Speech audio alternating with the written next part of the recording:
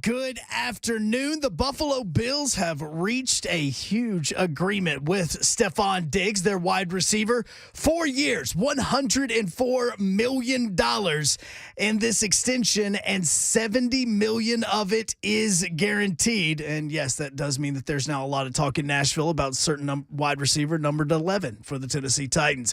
Kansas and North Carolina, well, that was the biggest national championship when it comes to viewers in cable television history. It was actually up 4% from last year's game between Baylor and Gonzaga. A total of 18.1 million viewers watched that basketball game last night. And the Sounds are back in town after getting that walk-off win last night in opening night. They'll be taking on the Durham Bulls once again. For all your foundation repair and waterproofing needs, you need to visit USSTN.com.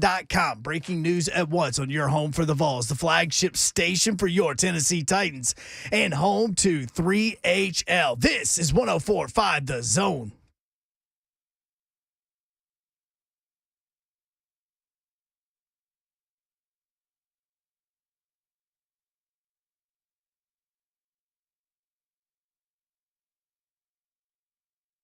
Yo, what up, Nashville? 3HL is on the air. Brent Doherty here. A beautiful day in the Music City. I'm always just going to say that. Man, my feet hit the ground in the morning. I'm blessed. It's just going to be a beautiful day, so get used to it. Even when people are telling me I'm an idiot on Twitter. Are you an idiot? That's what's been going on today. You're not no idiot. You're the Ural. I don't know, man. Well, we all been idiots in our day. We all been called idiots. May make an idiotic remark. Especially on social media. Oh, no, that's the land of idiots. That's where we all roam. If this was herding cattle, if you were herding idiots, all of them would go to Twitter. They would just put us on Twitter. The opposite of land of milk and honey? Yeah. It's the opposite of that? There you go, the land of idiots. And we all are one. Good evening, idiot brothers and sisters. We're all in the same idiot family. Happy Wednesday. I hope you're having a great day. It is hump day.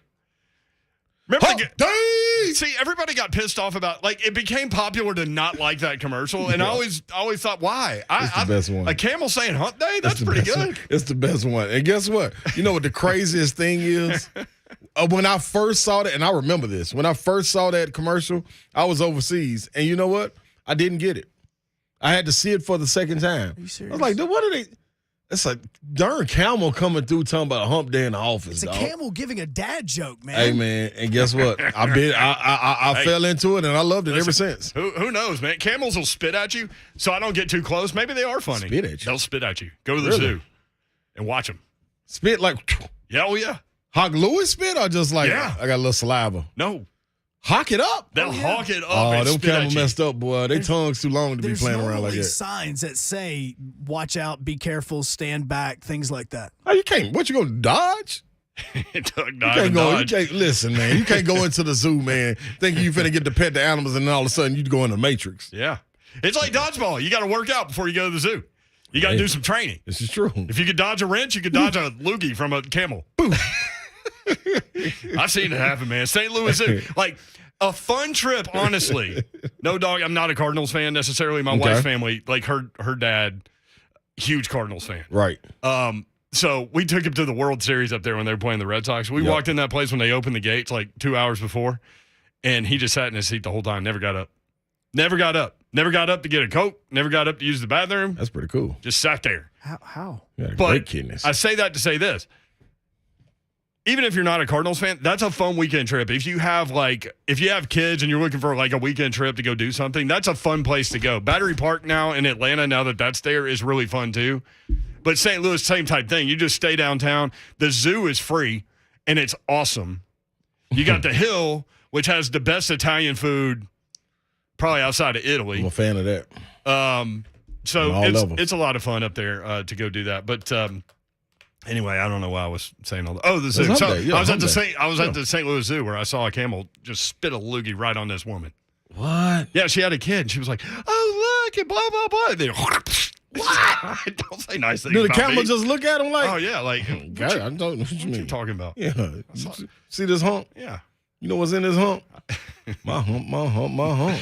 That's all I can think of. And Lady when you were humps. going through that, that's all I could think of. That's it. Don Davenport is on a conference call right now with the University of Pittsburgh. That is the most random thing ever, Yes, but it it's is. true. In the spring. Yeah, so she's doing the Pittsburgh spring game this weekend. Yes. Yeah, it's yes. this weekend. When's she leaving? I That's don't a even good know. question. I want to say Friday after the show. I want to say that's when her flight is. Oh, wow, Babs. Well, if you want to say that, that's one thing. But if like that's actually Yeah, accurate, what is we another. need- That's like we when people need ask to me, know. "How do you spell this word?" I'm like, "You want to know how it's spelled or how I spell it?" Because it's two different ones. Yeah, it's two different things. But you I could be believe right. that to be Yeah. true, but that's not necessarily true. Yeah, so I'm also not great at English. So, I mean, there's belief that I can spell words, but I can't. I'll tell you why people are calling me an idiot on social media Why? here in a second. Okay. But first, there he is. He's Ronald Sylvester Slay. What's happening? Yeah. Home. I always love being at remotes, like live broadcasts outside of the studio, and people just casually walk by and say, "I'm in the building," Yeah. and just keep walking by. That cause you got to let them really know, man. I'm in the building. I'm in the building. That's for the kids too, man. Especially on opening day at First Horizon Park, where Definitely. the Nashville Sounds win in the bottom of the ninth inning. You asked if they're good. They look really good yesterday. Listen, I was riding with them regardless. Yeah, you were. You Thank were you very for telling confident. me. Thank you for Brewers telling me that. Now I make bet on them. 4 and number 7 prospects played last night. Ethan Small's their number 7 overall prospect, and Terang, who scored the game winners, their number 3. He overall also knocked prospect. in another run, and yeah, Terang's a really good player. Okay, so it ain't just about the Vols. Okay? No, I mean, you said, hey, the Durham Bull, like they were standing out there and they could hear us, and you were like, hey, y'all's heads on a platter. yeah, we about to bull rush the Durham Bulls. They made a joke on their Twitter feed about how many times they're going to hear Friends in Low Places over the course of the week. I told them you'll at least hear it once every single day between 3 and 6 while you're in town. That'll be real. That's the reason why I played it yesterday. Good job. So social media, a couple things happened. One thing happened last night. Joe Kinsey put this out there.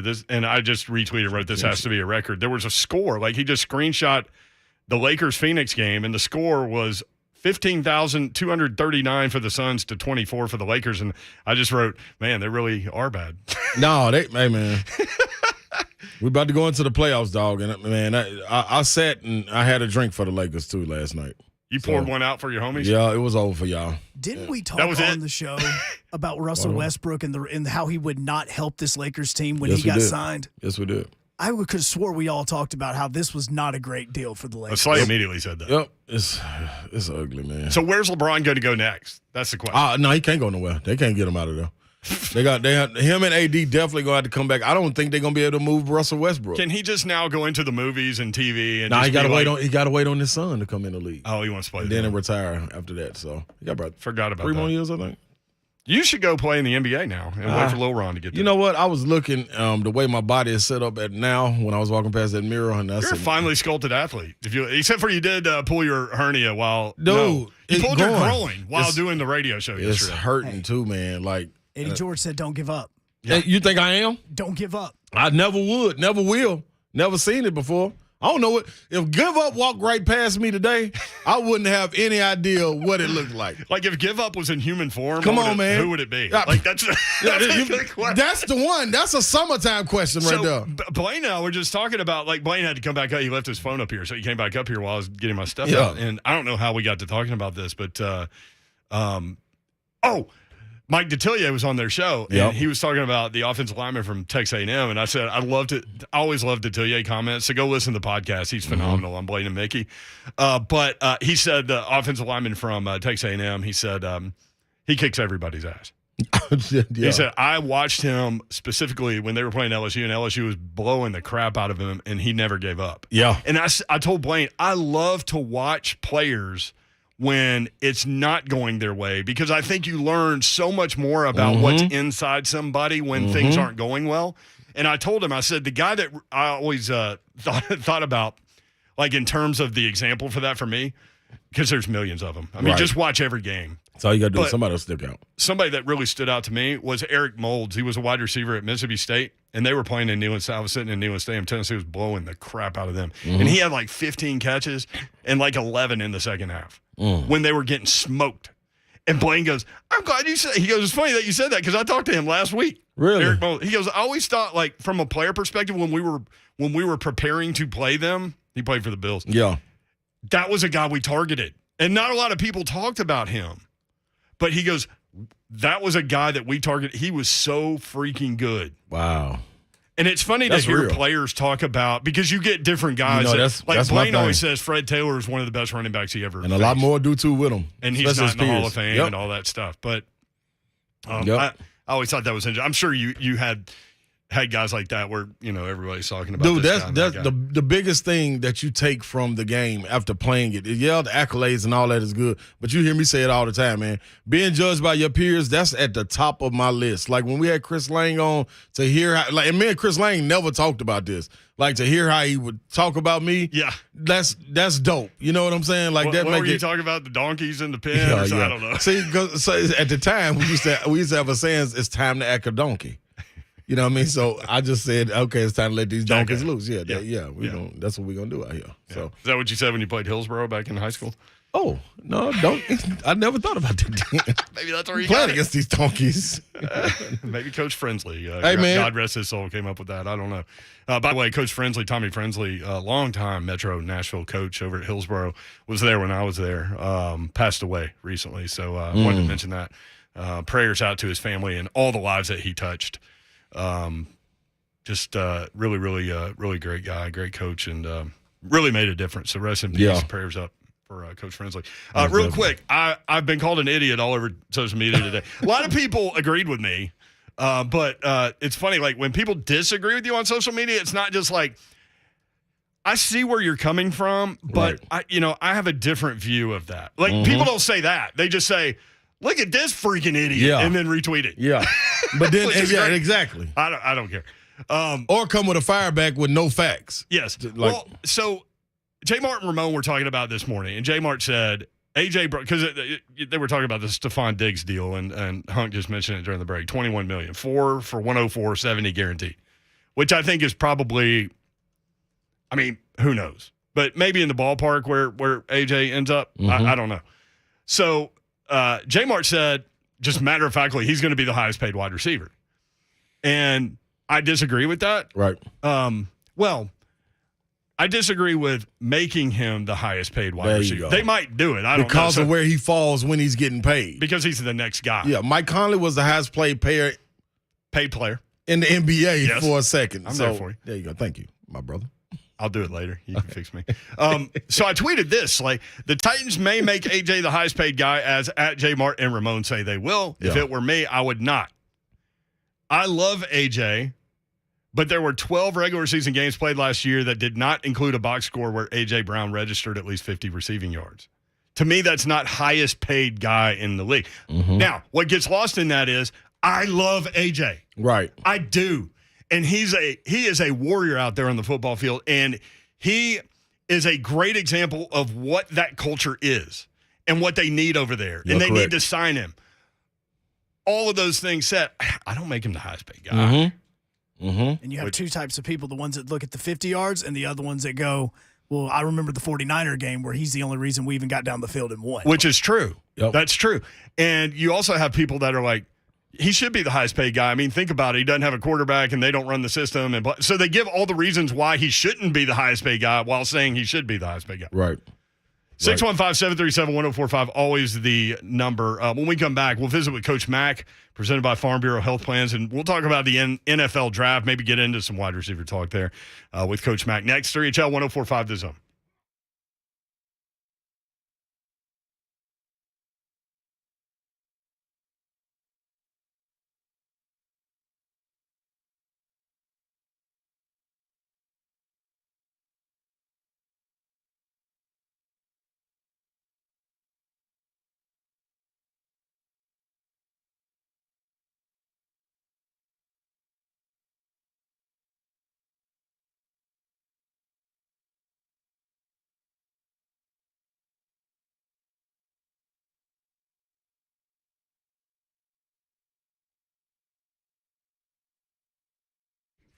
What's happening, people? Ron Slay here, and I'm talking about Ryan Kelly and the Home Loan Expert. You know what I'm talking about because I talk about it often, probably daily. So you should pay attention when I'm talking to you, especially when I'm talking to you live, because you can close in your loan in as little as 21 days. Now, you're probably doing a lot of stressing about these gas prices. Not only you, but me too. But if you own a home, that's your best asset. You know what I'm saying? You can get some money out of that home. You probably wondering, like, how? What kind of money? What do you mean some money? A couple thousand, couple 200, 300, 400, 500? Nope. The average homeowner last year got $52,000 out of their refi. You can do the same. Looking to expand your home or make some much needed home improvements. This can all be a way for you to use your home as your biggest asset. And with home equity so high right now, it is the perfect time to do a cash out refi. Now, from new home loans to refinances, get great low rates and top-notch customer service at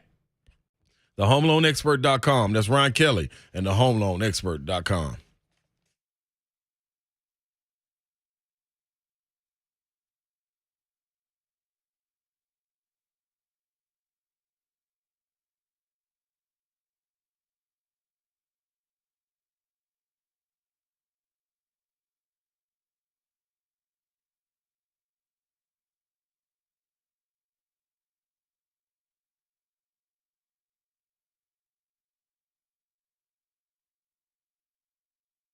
If our hyper-competitive housing market is frustrating you because you keep losing out on offer after offer, number one, you're not alone. But here's the thing. Maybe it's time to consider staying put.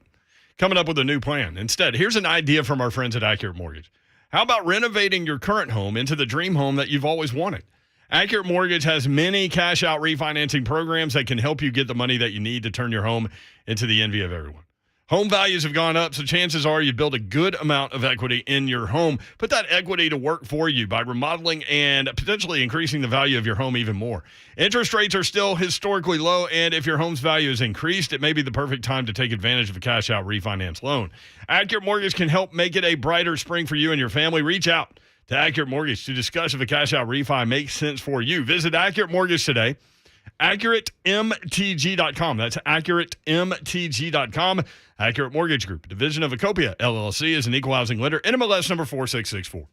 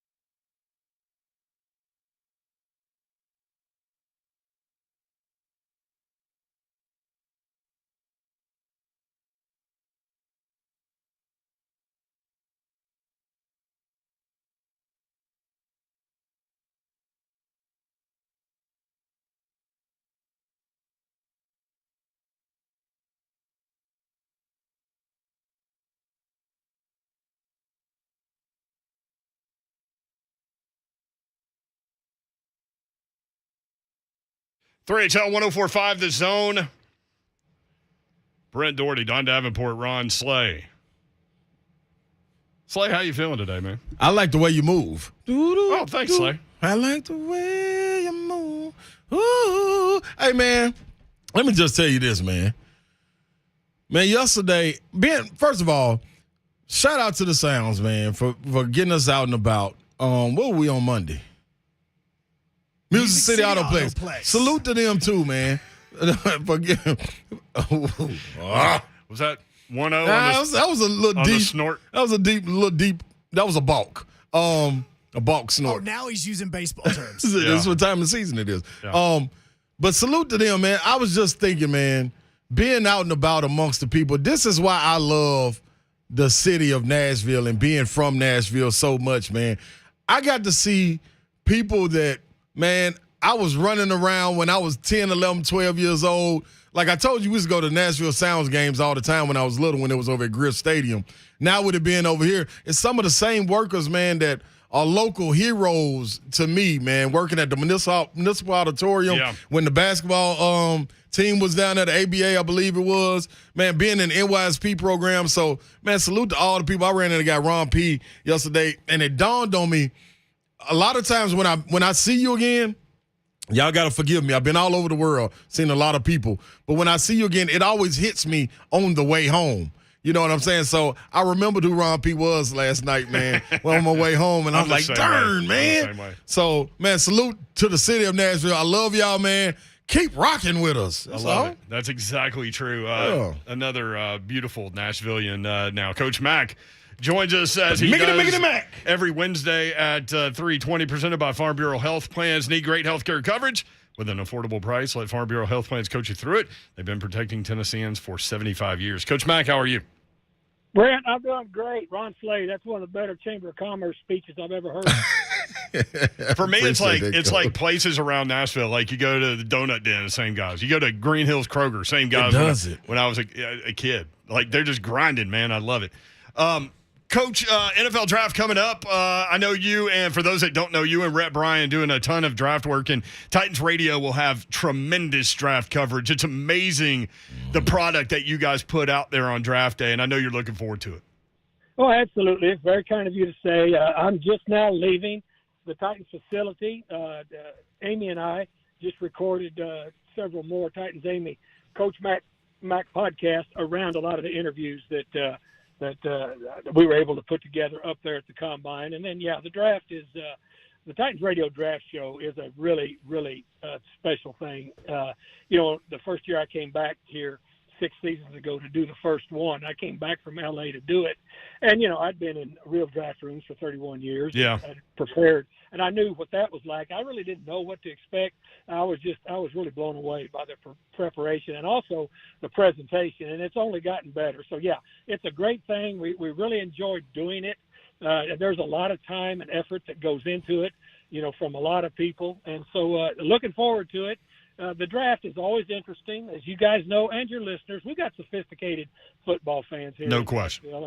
I'm out in Nashville a lot, and people ask me a lot of questions and some really good ones, but they really enjoy this draft show because everybody's interested. I mean, it captures the attention of all the NFL community, for a whole weekend. So we're looking forward to it, Brent. Coach, let me ask you this. You gotta get ready for the draft. You've been in that situation as a coach, getting the teams ready and and deciding on players to go get. But how do you as a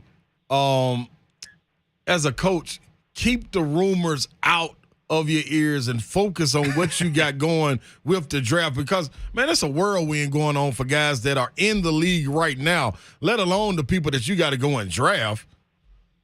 You know what, Ron? That's a really pertinent question, and it's only gotten worse in that aspect of it as we've gone on. When I first started in this league, I mean, my first draft, we drafted 12 rounds in one day, and it was all by phone. There was no television. I mean, it was, now it's morphed into this as to where. And here's the other thing: since 1994, guys, when free agency came in, it just added another dimension to all the speculation, that goes with it. And then clearly, now the salary cap, has become something that's very, very real that you always have to maneuver around. So it's added those different aspects to it. And then what happens is the amount of time from when the season, the playoffs end to this time now, there is so much space that needs to be filled. And so, people that, that they will start putting out a lot of stories or a lot of supposed stories or things that maybe they think should be stories, and you just got to be, you don't pay any attention to any of that really when you're inside the buildings doing those things because there is so much to do. I mean, right now, the Titans are having people come through on their visits. That's very intensive for the entire organization as it is for these players to visit. And so, your schedule is really filled up with pertinent things that matter. And so the other things that are out there on the periphery, I mean, I've always referred to those things as elevator music, that's always present when you're in the elevator, but it has nothing to do with it going up and down. You really concentrate on the buttons that you push that make it go up and down. Yeah. The rest of it, the peripheral stuff doesn't really matter. And so when you're involved in the business, you've just got to let that wash over you. But, for the content and all of that other stuff, I mean, I understand it. I pay zero attention to it, to your point. And anybody that's a decision maker pays zero attention to it. Because, look, a lot of these so-called experts, experts are really, self-proclaimed experts are really people that have opinions, but have no consequences for their opinions. I tend to listen to people that have a consequence for their opinions. I mean, it's amazing. We've all been dealing with that with the Jets' alleged pursuit of A.J. Brown, and then suddenly a story comes out that said, "Nope, that's not happening." So.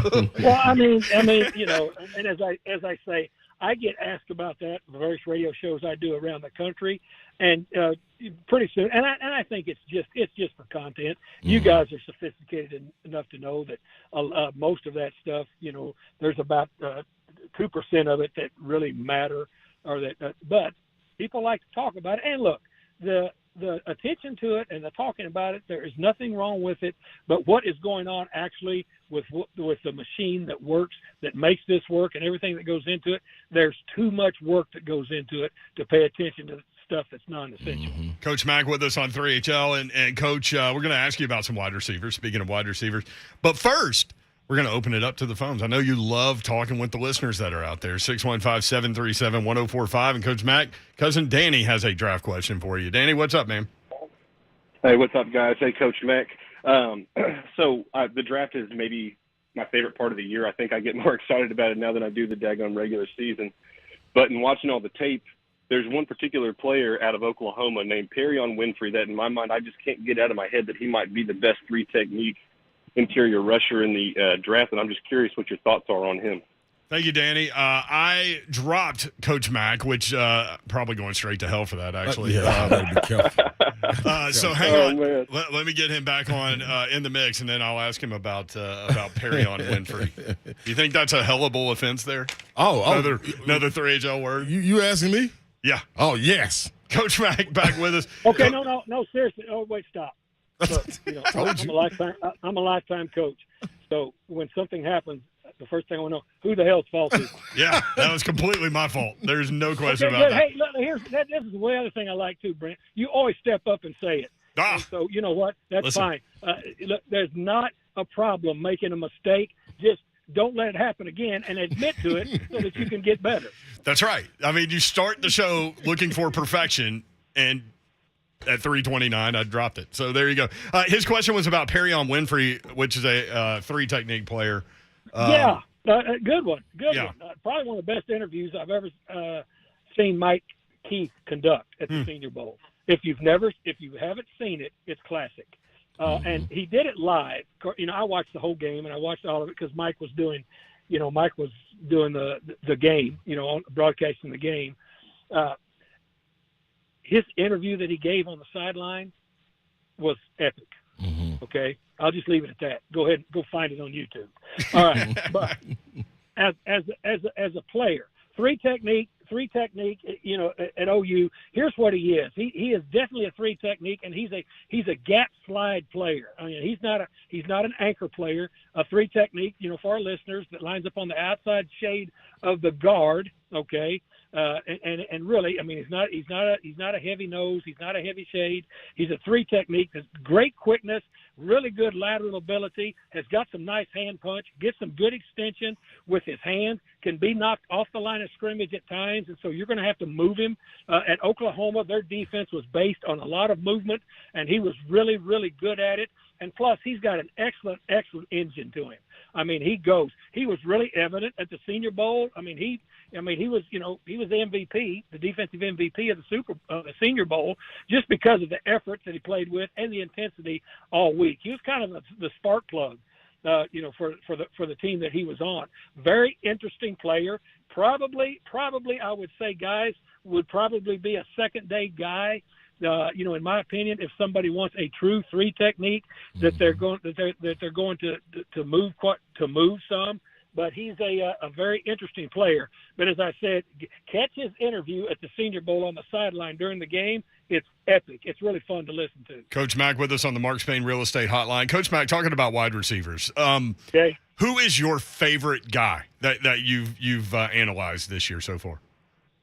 You know what? That's a loaded question.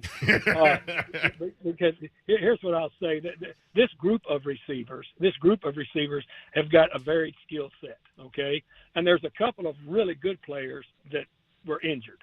All right. Yeah. That were definitely that were injured. That their draft status was altered a little bit because of those injuries. But look. Olave at Ohio State is a lot of fun to watch. He's a lot of fun to look at. Treylon Burks, I really like his game. He's not going to wow you with his immediate speed and his immediate quickness, but he's a tough, physical, combat catcher type of a guy.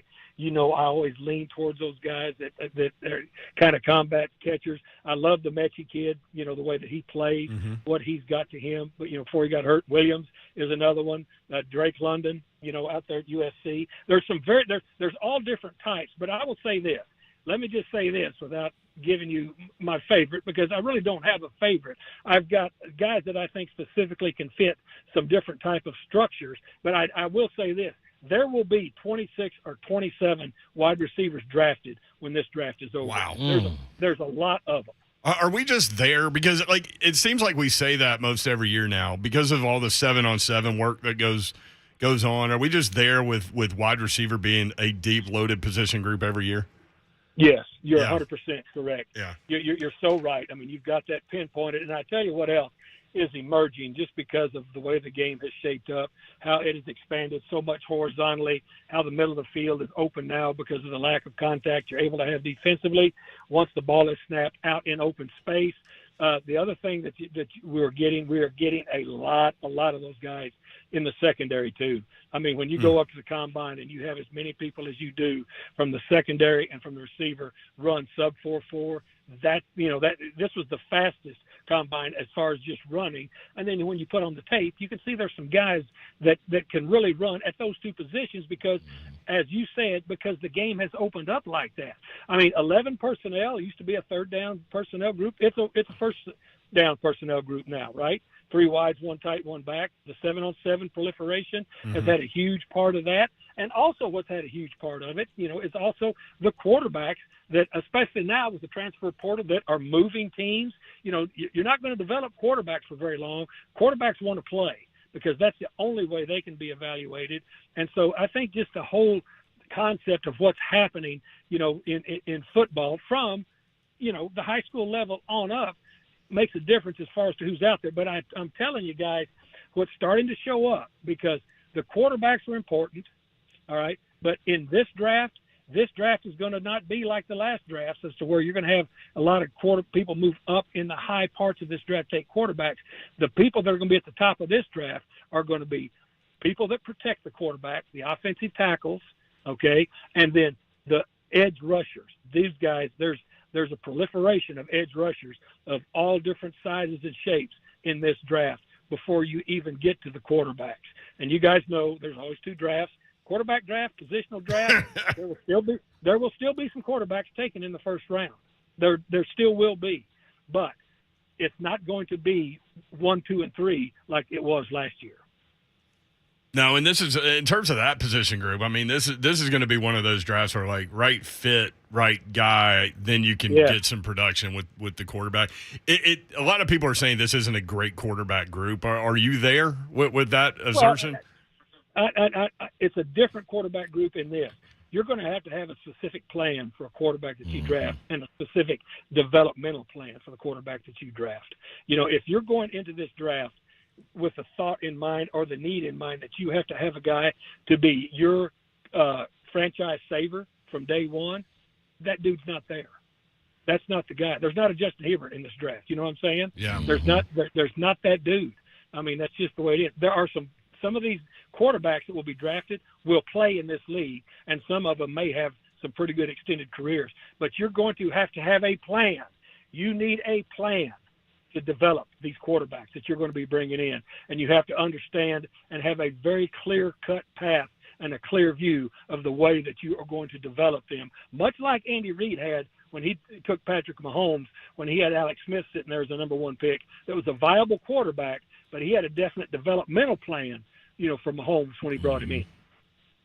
That's interesting. You mentioned Treylon Burks. A lot of people comparing him to A.J. Brown. In fact, I heard him compare himself to A.J. Brown. He's a little bit bigger at 6'2", 225. Is that a fair comparison? Well, here's the comparison, and it's true. I mean, you know, when you remember, I did it with you, you know, on your show, you know, when A.J. Brown was drafted. Yeah. Yeah, I compared him to Anquan Boldin. Yeah. And it wasn't because of his speed. It was because of his combat catch abilities, his physicality at the line of scrimmage, and his ability to play through contact at whatever level he was. And then with the ball in his hands, I didn't care what he ran the combine. I'll tell you exactly what he ran. He ran 4.73. I didn't care. I just knew when he was running with it, people couldn't catch him. Okay, and then he could make the combat catches. He was always going to be available. I felt the same thing about A.J. Brown, and Treylon Burks is much the same. He is much the same. I mean, if you want to draft somebody that's going to win a relay race, well, that's not who you draft. If you want to draft somebody that's going to make a lot of tough catches, well, then that guy is kind of in your wheelhouse. I mean, that is a pretty good description of A.J. Brown also. So interesting there. And it's funny that you say that because, like, there's game speed and then there's, like, you know, 40 times. And a lot of times those can be two different things. I remember people saying that Jerry Rice ran a 4.5. And I watched Jerry Rice a lot, and I never, Coach, saw anyone catch that guy. Yeah. Well, I'm not sure it was 4.5. Right. I mean, you know, when they timed him. But look, that – it always has to come down to, Brant and Ron, and for our listeners, what do you see on tape? Because they're playing football on tape. So all the rest of the stuff, everything else is a supplement to your evaluation. It's not a substitute for your evaluation. Does that make sense? All 100%. These other things that we have, it's a supplement to your evaluation. But it's not a substitute for game film, because then they're playing the game. And at the end of the day, when you get players, you're getting them to play the game of football, and that's you're always what you have to be able to go to when there's any question. Now, there may be some things that come up where it's a plus or a minus with all these other testing processes that they go through, but you still have to be able to go back to the game film to answer real questions. There he is. He's Coach Mack, presented by Farm Bureau Health Plans. Look to the folks at Farm Bureau Health Plans when you need someone who knows the health coverage game plan. They've been protecting Tennesseans for 75 years. Coach Mack on the Mark Spain Real Estate Hotline. Always enjoy the visits. It's going to be fun. It's coming up, man. Guys, it's coming up. Farm Bureau Health Plans, Randy Wilmore, those guys are doing a great job of sponsoring the OTP that we're getting ready to take on the road a little bit. A little bit of the road show with the OTP to several places. So, you know how much Coach Mack likes to talk to our fans. So everybody come out and see us. These various places they're going to be. I love it. Coach Mack, thanks. We'll talk with you next week. Hey, Coach. Guys, always a pleasure. See you. I mean, I dropped him. Yeah. Just dropped him. You got him out of there. Gosh. All right, when we come back, the talk today all over the internet. Thanks. J. Martin Ramon started it. They say A.J. Brown going to be the highest paid wide receiver. Where I disagreed, and everybody agreed, came at me. I was like, you're right, Mayor. You're an idiot, man. Like all of that stuff. Where are you on that? 615-737-1045.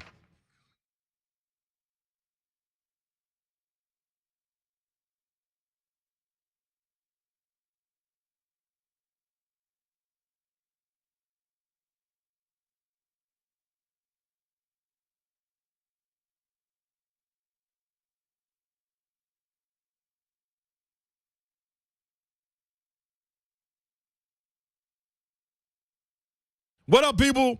Go get you a car. Yep. That's how we're going to start this thing off. 2430 Gallatin Pike North. Music City Autoplex. MusicCityAutoplex.com is where you can reach it on your handheld devices. If you can't make it over there, if you got to go get the car, get an Uber. Get in the Uber, get over there, and I promise you're going to leave the lot with a car because the dealership is flooded. I mean flooded. Not with water, though.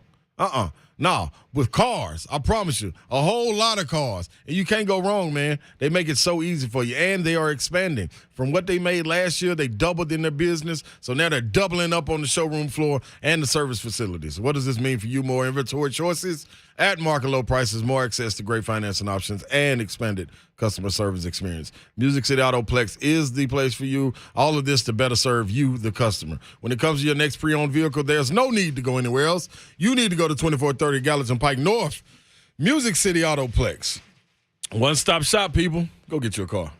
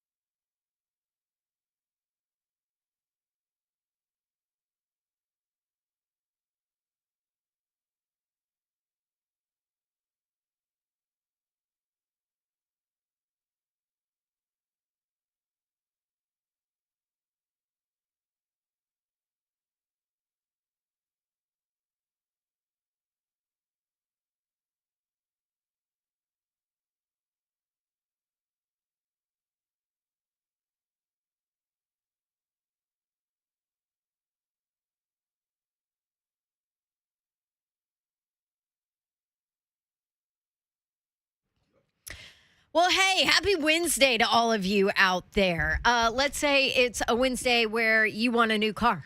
Maybe you want a Ford Explorer with a great sound system, a sunroof, co-pilot assist, and you want that in the color Atlas Blue. Guess what? Two Rivers Ford, they can order that for you. Maybe you want a truck, an F-150 XLT in Oxford White with a tow technology package. Guess what?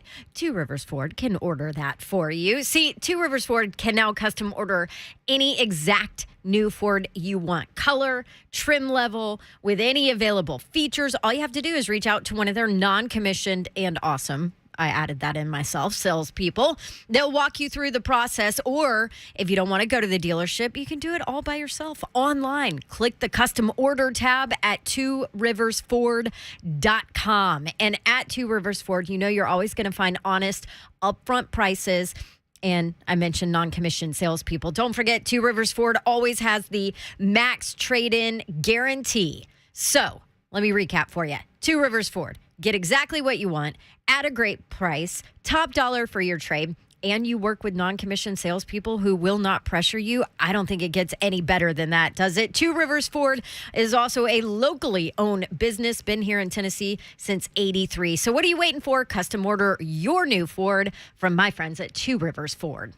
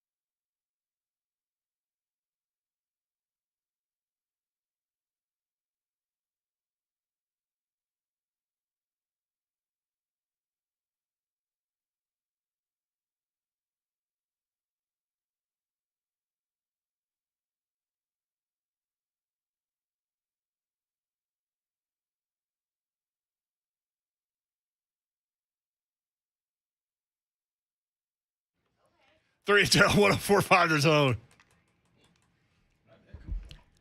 It's like T-Pain. The name of it, though. I'm in love with a stripper. What did Chris There you Rock go. say? My only job as a dad to keep my daughter off the pole. That's right. Yeah. Keep you off the pole. This is not the reaction I was expecting from Well Dawn. I paid. thought I would get a look or something from her on this one. No, hey, this is like Atlanta music. I grew up with there this. you go. Talk to him, Babs. Dude, Dawn's had the wings before. Yes, yeah. Magic City. That's why you Lemon go, Lou. right?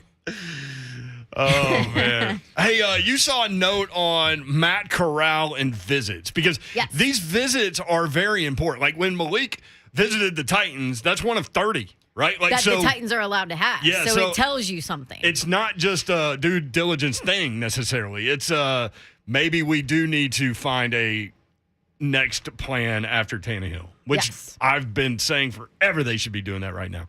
Yes. Now, this may not be the quarterback class for that, but we'll see. Right. Right. Well, what so do you got there with Corral? yes, so he visited with Rich Eisen on his show, and he plans to go visit the Carolina Panthers, Yeah. Pittsburgh Steelers, Atlanta Falcons, and Philadelphia Eagles all next week. Doesn't Corral make sense in Pittsburgh?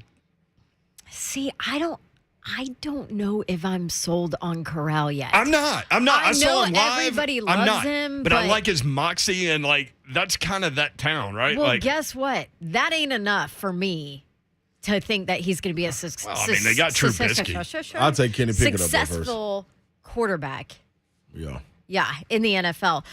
He Kenny tried Pickett. to visit with the Saints, apparently, but that trip was canceled. Now, he said it was because of weather Probably. last Thursday, but it has not been rescheduled. Right. So, I mean, I think those teams make sense, right? Yeah. I Yeah. mean, kind of the teams that you figured would be on that list. I think Matt Corral's, he's short. Yeah. He's short, but I mean, he's a real physical guy. He's not afraid of contact. All those things. Like I think he would fight for the extra yard and all those things. I think Yeah. Pittsburgh fans would love that. But just Super athletic. watching him in the building, and Slay and I talked about this, and then we talked with Cosell about this. To me, it was like one read guy and then run. Now that Yeah. might have been the game plan against Tennessee because Oh, yeah. he ran for 8,000 yards in that Mm-hmm. game. But it was like if Tennessee had the one read covered up, he looked Just take confused off. back there in the building. And you really can't get a sense of that on television necessarily, but that's where I was on it. So Oh. Does he give you, people are going to kill me for saying this, does he give you Johnny Manziel, Johnny football vibes at all? Give me more Baker vibes than Johnny. Okay.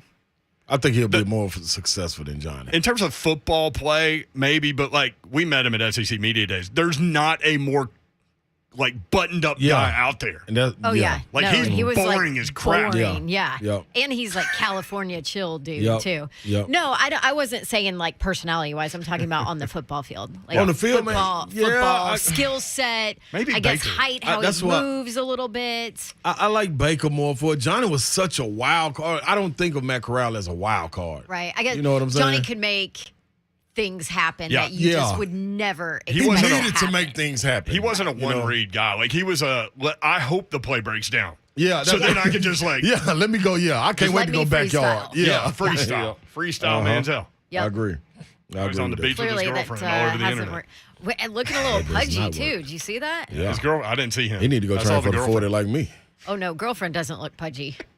Oh, I was say she need to go train with me too. Like, hurt her growing, hurt his growing. Everybody growing can be hurt. Slay, stop. What'd you do? What happened? So this has been a nagging injury though, Babs. Like ever since, Like for years? yeah, I think for like 5 6 years. So the- you probably need to have surgery. So the doctor told me it's it's like a sports hernia.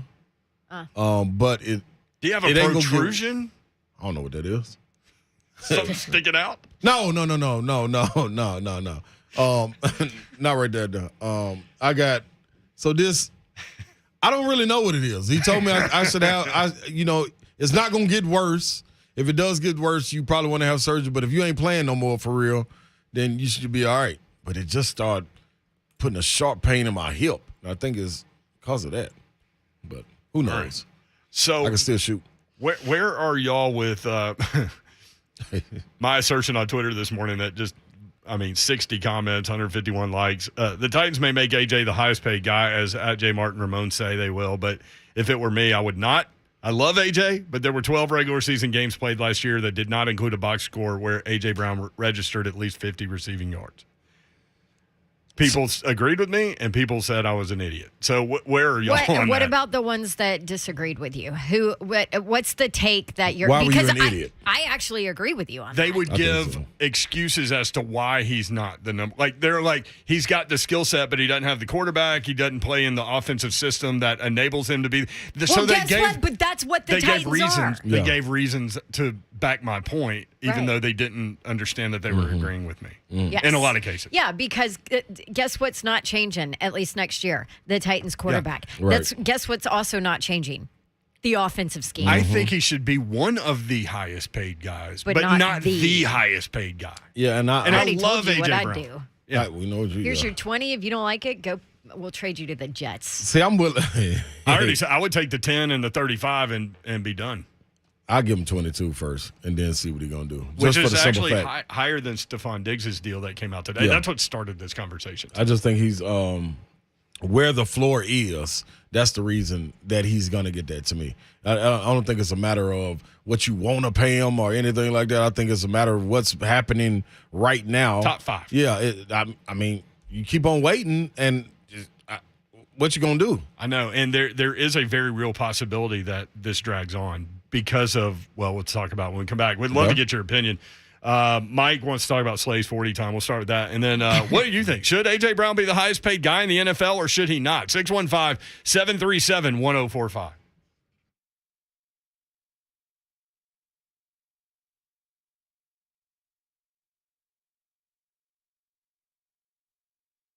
I love that Twitch Please has made its way into a station promo. That's really funny. Dawn said she does too.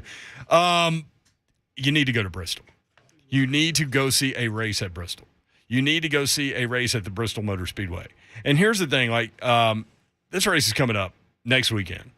And everybody in Bristol rents out their houses. So check into that market. But make sure you get there. And I'm telling you, it's a bucket list thing, even if you're not a tremendous race fan. Because I wasn't, and I've been in night race at Bristol is one of the best things I've ever seen in sport. And you have that opportunity a couple of next weekend. BristolMotorspeedway.com. You can get more information there. You can get tickets there. Food City Dirt Race is back, and this year it's at night, baby. We're talking about Saturday racing. Catch a day full of heat qualifying, followed by the Pinty's Truck Race on dirt on Saturday, April 16th. Tickets are as low as $35, and kids are free for the Saturday racing. BristolMotorspeedway.com. And then Sunday, we need to talk about that. It's a dirt night race at Bristol, baby. The Food City Dirt Race returns to Bristol on Sunday, April 17th at night. Kids 12 and under are only $10. It's time to get dirty again. The Pinty's Truck Race on dirt on Saturday, the Food City Dirt Race on Sunday, returning to Bristol Motor Speedway, but this year they are at night. What's better than some dirt racing under the lights at Bristol? Not much. BristolMotorspeedway.com for more information and for tickets. BristolMotorspeedway.com. It's Bristol, baby.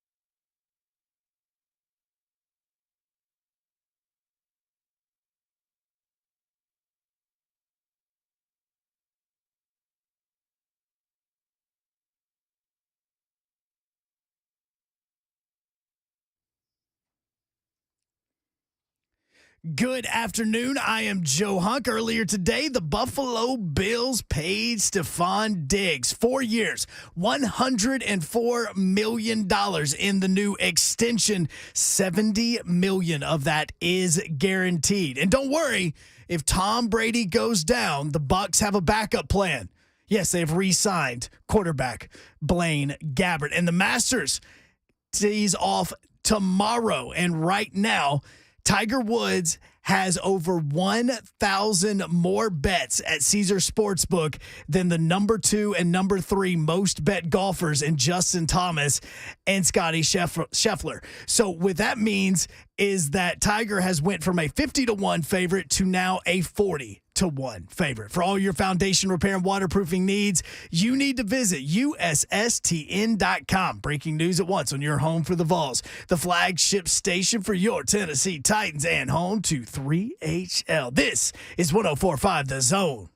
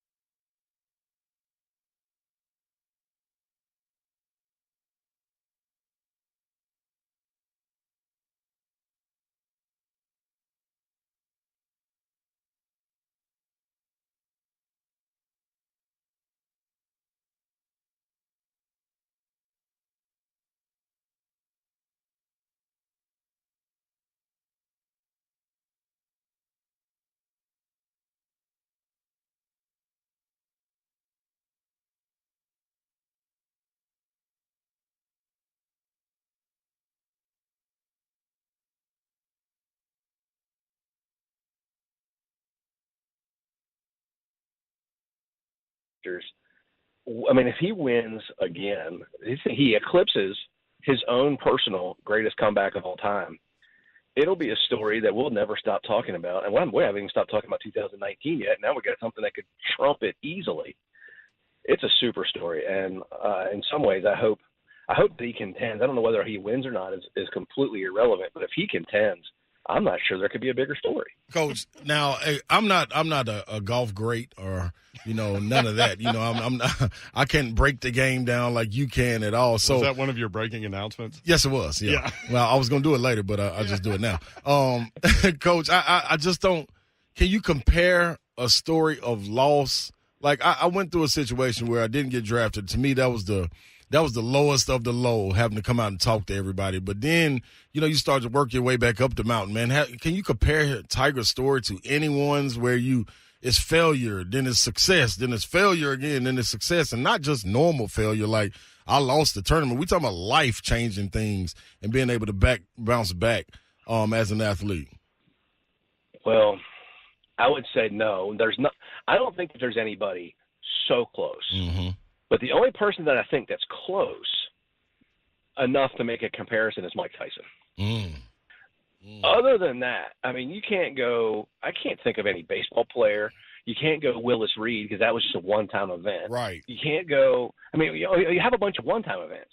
But this is like a cycle of legendary comebacks that I think that only Mike Tyson could throw his hat in the ring, and I think Tiger would pound that story into the dirt on 100 different levels.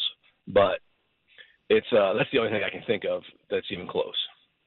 So Scheffler and Thomas are the favorites, and everybody was betting on them until Tiger announced that he was going to play. And now Tiger went from 50-1 to 40-1, and there are way more bets on him than anyone else. But who are some of the guys you look for to be at the top? Well, I mean, we have to take into consideration a couple of things. One is that we're going to have 3 consecutive days of high winds, cooler temperatures. Mm-hmm. When you're playing a golf course as difficult as Augusta National, and when I tell you I've played it, it is the hardest inland golf course I've ever played. And that's fair. I mean, put it like that is fair.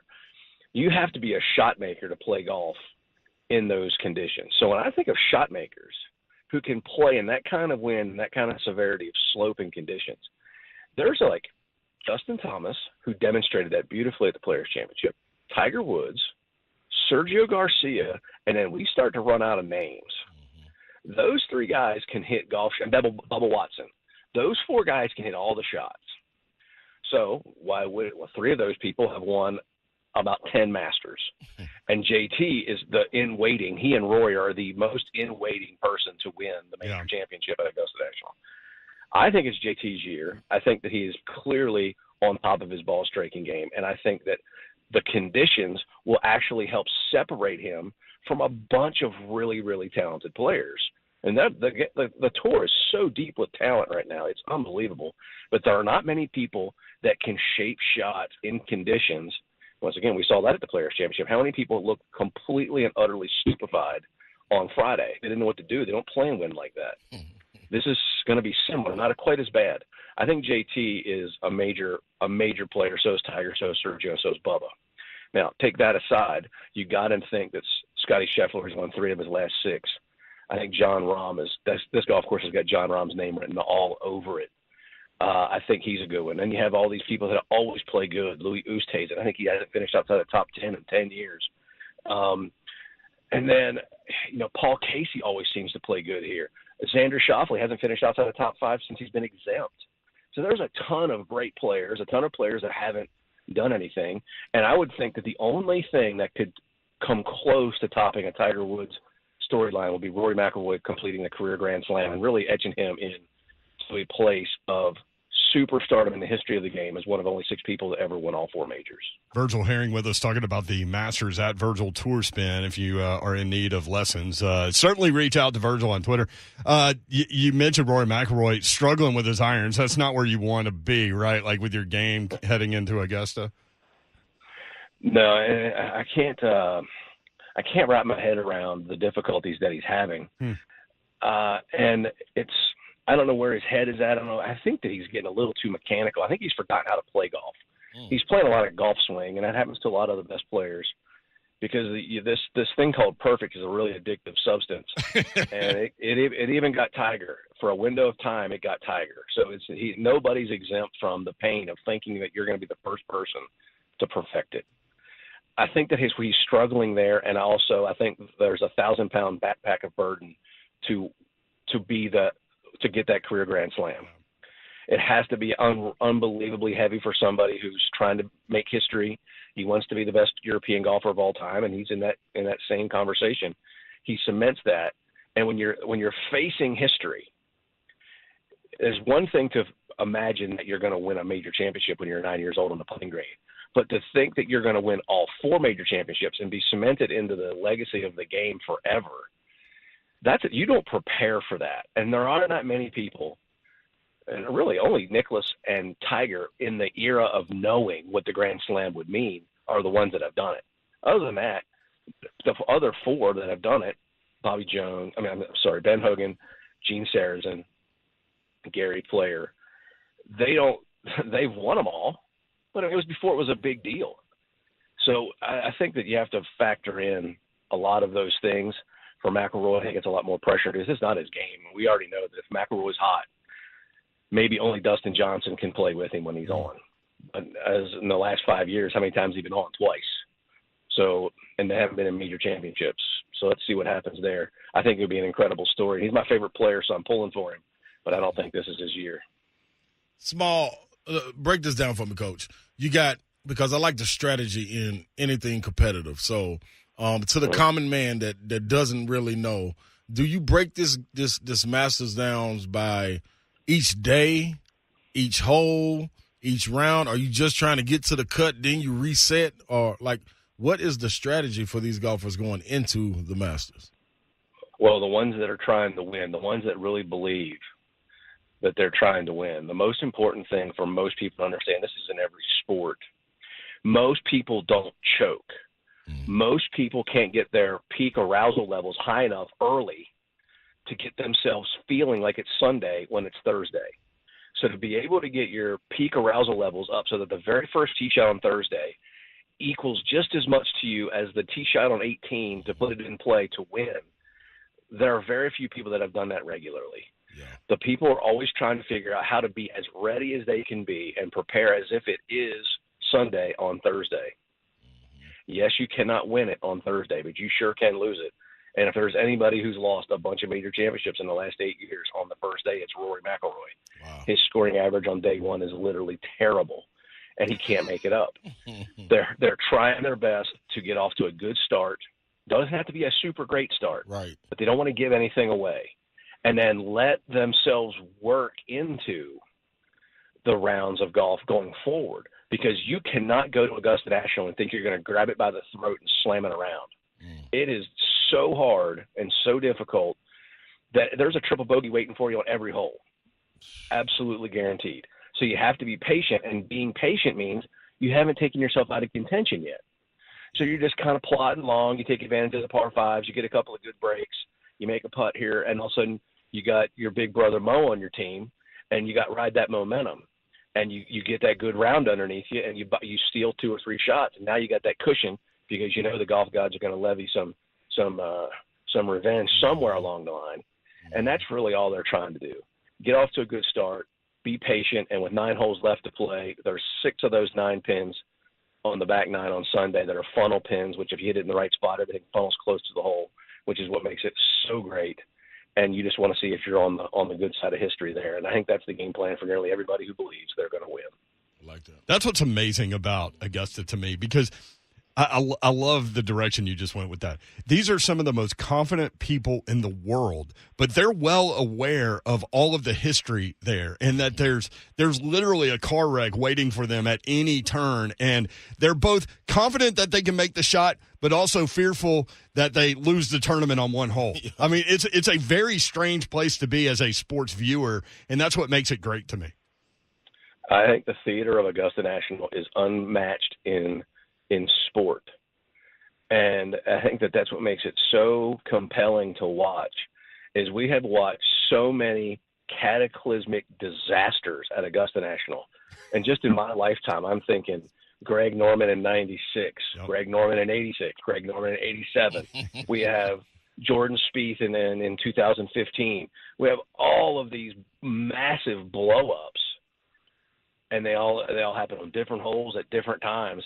And it gets the very best players, and that just lets you know that if it can get Greg Norman, if it can get Jordan Spieth, it got Tiger Woods. He made a 10 on 12 a couple of years ago. Nobody's exempt from the pain. And it's just like you said, it's a 4-car pileup waiting on every hole. And it might not even be a bad shot that gives it to you. And that's the thing that makes it so interesting. Well, you mentioned Tiger Woods a couple of years ago. I mean, that was fascinating theater, too, watching everyone just kind of dive away from him. And then the shot, was it on 17 when Koepka was on 18 and the roar of the crowd got his attention and he looked down to see what happened? And then, I mean, so on that was it. When Tiger almost made hole-in-one. And yes. Koepka was getting ready to tee off on 17. And the roar almost knocked his hat off.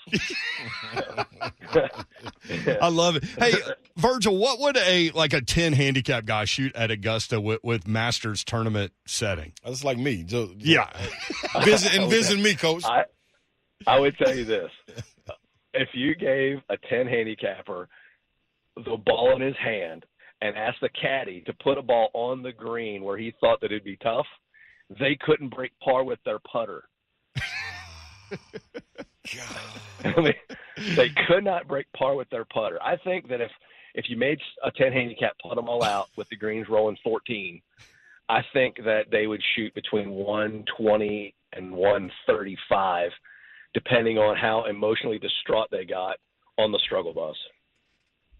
Coach, let me ask you this. So I've had a lot of coaches over the years tell me, when they feel you're playing in basketball or football at a pace where it's all about you and it's an individual sport, you're going for your individual things. They say, go play golf or go play tennis. You can play individual sport. But is golf really that just explain that to me. Is it really that with the caddy being in place? Like how much of this rides on him? How much of this rides on the golfer himself making these decisions in the Masters?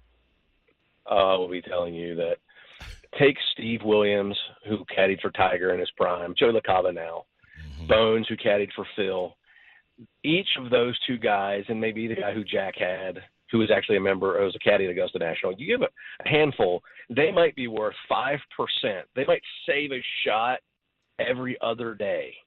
But at the end of the day, It is all the player. What the caddy's role is, he can play a little bit of a role in building the confidence or keeping him calm. But at the end of the day, he doesn't do anything for the shot. Wow. And almost all, and that's like 98% of everything that's going to happen is going to come out of the hand of the player, not the caddy. I had no idea. I love it. No idea. You against your own mind, and you against the course, and it's a beautiful thing. Virgil, always great catching up, man. It's going to be a fun tournament. Appreciate the time. Sure brother. will. Y'all have a great one. Thank you for having me on. All right, Virgil Herring at Virgil Tour Spin on Twitter. Check out the podcast on The Verge. Again, I was on last week, so appreciate you checking it out. More 3HL coming up.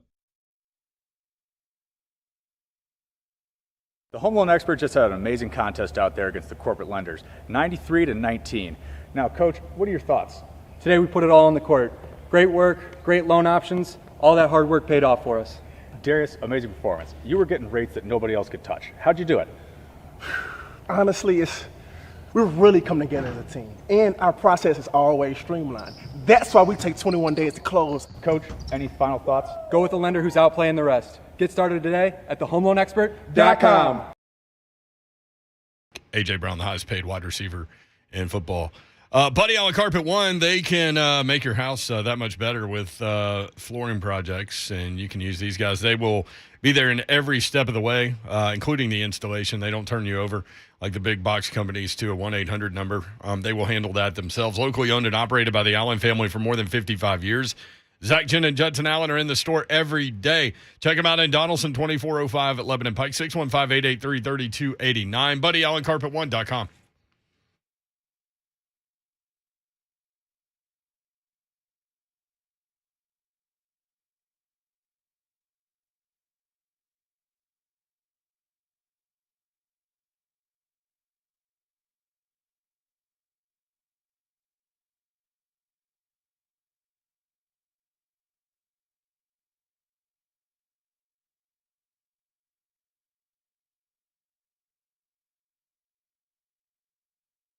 All right. Who, guys out there, who wants a full day of, I don't know, watching golf on Sunday all by yourself?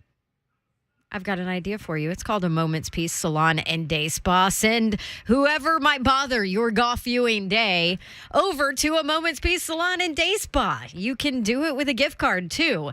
Gift cards available 24/7 on their website, amomentspeace.com. Here's the deal, too. You can choose from at least 10 different services, all under one roof at a Moment's Peace Salon and Day Spa. So there is bound to be something that anybody that will disrupt your golf viewing day will enjoy. I'm talking massages, manicures, pedicures, sunless tanning, waxing, skincare, facials. There's a hair salon there, makeup, you name it. A Moment's Peace Salon and Day Spa has it, and everybody loves spa gifts. Sunday, perfect day for it. Woman in your life would love something to do on Sunday while you do whatever you're going to do. So there you go. Go get a gift card 24/7 on their website, amomentspeace.com, or give them a call to schedule 615-224-0770. If you have some special requests, you can always stop by. Personal service. They're in Cool Springs. It's across 65 from Galleria Mall at the intersection of Carruthers Parkway and Bakersbridge Avenue. That's a Moment's Peace Salon and Day Spa.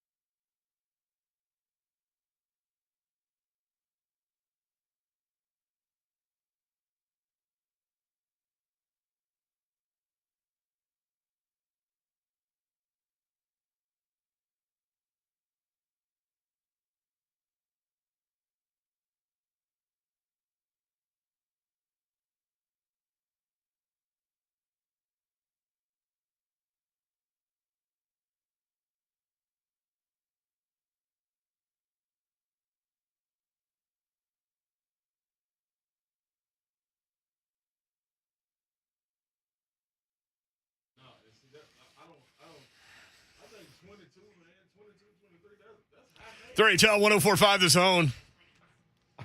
Brent Doherty, Don Davenport. Cheap hours. What are you talking about?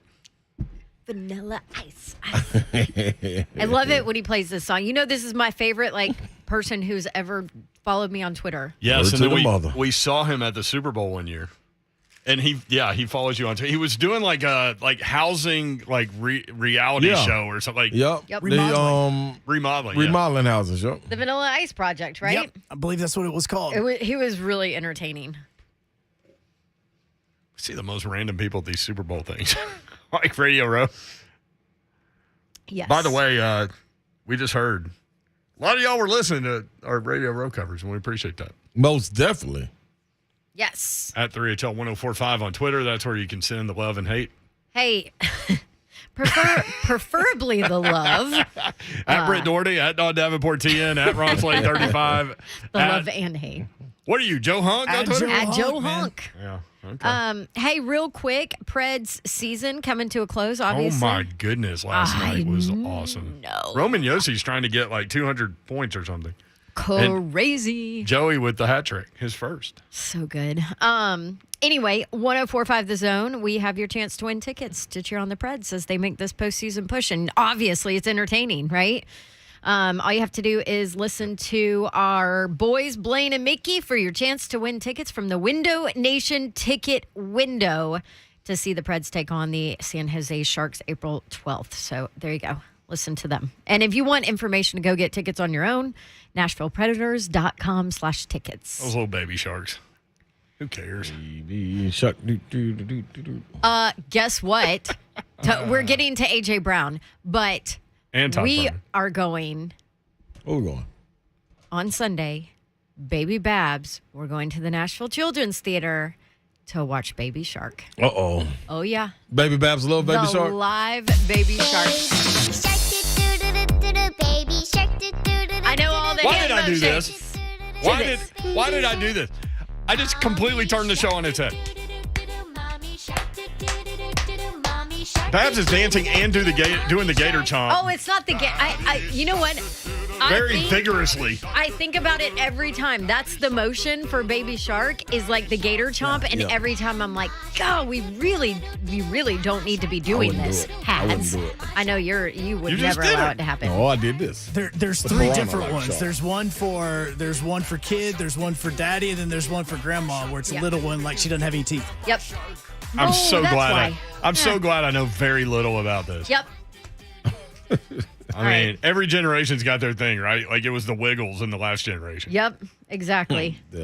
Oh, by the way, my Mr. Babs put on the Wiggles the other day. I was like, get this crap off my TV right now. I never even watched that. And Coco Melon makes me want to vomit. I think I heard of Coco Melon. I gotta let me look up the Wiggles. Yeah, don't look up Coco Melon. Power Rangers before the Wiggle. Like everybody's got Power their Rangers thing. is great. Man, Power Rangers was the truth. Yeah. My son right now is on the little Batman like when I was little. I love it. Oh, yeah. Old school. See? Adam West in that suit, man. Every single night, Daddy, can we watch an episode? Can you believe that guy put that suit on and like people wanted him to put that suit on? That show was great though. Wiggles from Australia. But Adam West was like he looked like somebody's dad putting on like a really tight suit. It's funny. Mike in Nashville. Mike, what's up? Hey, how's it going, guys? Hey, we're good. What's happening, bro? Well, if I could not, honestly, after enduring, I'm a father of 3, and I've had my share of Baby Shark.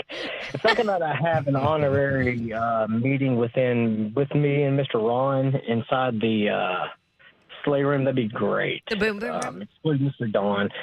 Anyways, Mr. Slay, how's it going, my guy? I'm doing good, brother. How you doing? Man, look, it's been a couple of weeks since we spoke. Look, we got turned up with the 40 time out speaking, but I got a couple of questions if it's okay if I can ask you, dude. This was compiled by like at least 10 different people. All right, shoot. I've got a series of 4 questions. If you could answer these, man, this would be great, dude. Whoa, somebody's putting you in the boom boom room. Yeah. Okay. Yeah. Lock it up. The boom boom room brought to you by Low T Center. Mike's putting Slay in it. Let's do it, Mike. All right, check it out, Mr. Slay. All right, check it. You've been throwing out this 40 time quite often. Like, We had our moment a couple of weeks ago, and we spoke about how we can share that little 50 weight and get down to 49. But look, I got some questions to ask, all right? All right, let's do it.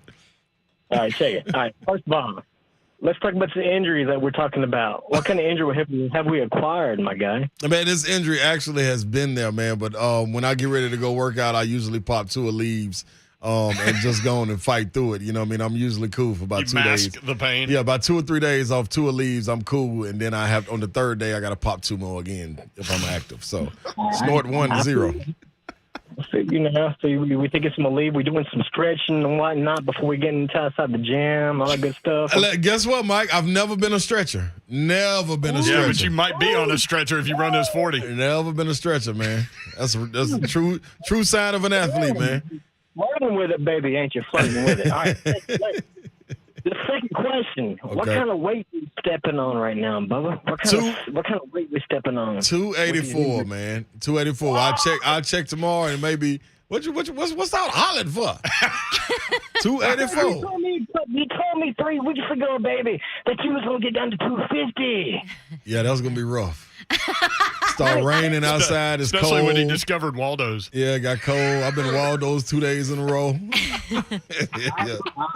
I understand that, my guy, but a guy of your caliber, with your type of earning, with your type of blessings, we definitely afford an indoor working out, correct? Yeah, but to get ready for the 40, you got to be outside. You got to be outside. That excuse out the door, baby. All right. All right, Mike. 2 more questions. We got Todd Fuhrman waiting. Let's go. All right, less than 1 minute. All right, your current regimen is consistent of what? I don't care, because you said you're not consistent of indoor working out. So we're working outdoors like it's Venice Beach. Let's go with our 4th question. You said your current target is 4'8". Yeah, really 5-0. Really. All right, well, look. 499. Your brother Rory Foster, baby, set out 5'6" in 2009 with the combine, all right? 5'6" is the standard, because Mr. Roman Foster, the Wagyu, is out there with a 5'6" on paper, baby. I couldn't find yours. Is that what he registered? I couldn't find yours. I love you, baby. Y'all have a good one. There he is. Mike, All right. thank you. Let's go straight from Mike to Todd Fuhrman, because he's got to break down the odds that Slay can run a 5-0-40. Fuhrman. No chance. I'm taking over 5 seconds, and I'm willing to put a pretty penny on it. The bigger question I have for you, Slay, if I set the over-under at 3 seconds for you to get out of the starting blocks, you want to go over or under? You are something else. Yeah, so I guess we're gonna do this week to week. I thought we were gonna let bygones be bygones this week, Todd, and everything was gonna be cool. But I see you come out with guns a-blazing, so okay. You know, the other question too, Slay, that we got to factor into the handicap here, and Brent and I go way back in terms of setting a lot of hypothetical odds. Are we talking about doing this on the basketball court, at a high school track, or in the boom boom room? Because then I have to adjust down if we're in the boom boom room, because you're going to get out of the blocks a lot faster than you would if we were talking about a high school track. It might be lubed up in the boom boom room. Yeah, boom boom room is active in there, boy. Right, Brett, the thing is you can't really do that because you need a little bit of traction. So getting lubed up before the race, I mean, that's not going to be the best case scenario. Todd, you do know in about 20 days, 25 days, I'm going to see you, don't you? And you know the first thing I'm going to do is I'm going to grab you.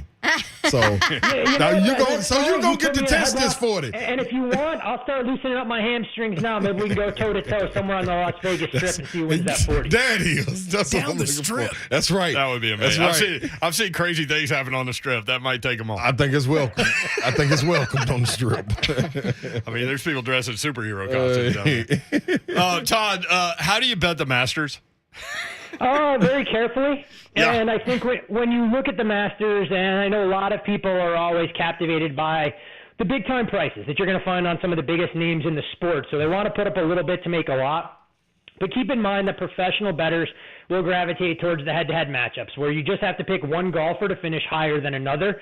And what's interesting about the thought process from professionals, they're not always betting on golfers per se. There's a lot of golfers that they'll identify that they want to bet against more than anything else, because their current form doesn't fit exactly the way they're being priced, or Augusta in and of itself isn't conducive to their skill set. For those folks, though, who are new to betting golf and do want to try and bet the futures and have something to root for hopefully on Sunday. I'd recommend, treating it like a portfolio. Take a little bit of a couple of different golfers, based on shorter prices. Maybe you allocate a little bit more money there, but don't go all in on Jon Rahm and JT and be disappointed if the two of them aren't on the leaderboard on Sunday. So you want to try and diversify as best you can, the same way you would with a 401k or any type of savings account. So when you bet the Masters, do you look for like that next level guy where you can find value as opposed to leaders that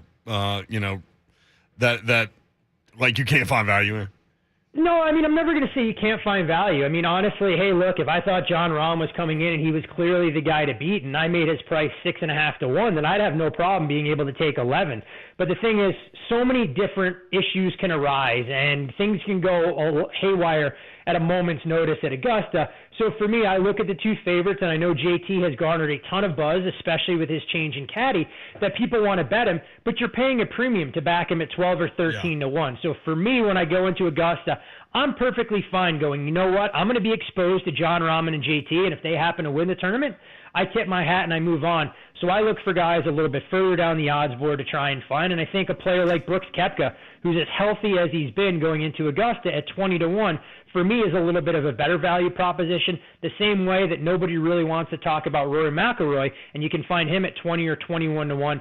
I think both of those players make a lot more sense from a value standpoint than trying to back JT at 12 to 1. Man, Todd, I remember we went down this road last year, and I was trying to narrow my bets down to like the top Asian. Yeah, I think I went top Kim. Asian. I went top African or something. I did something like that or that. So what's my odds? Like which top countryman should I go with this year? That's what I'm gonna lean towards, Todd.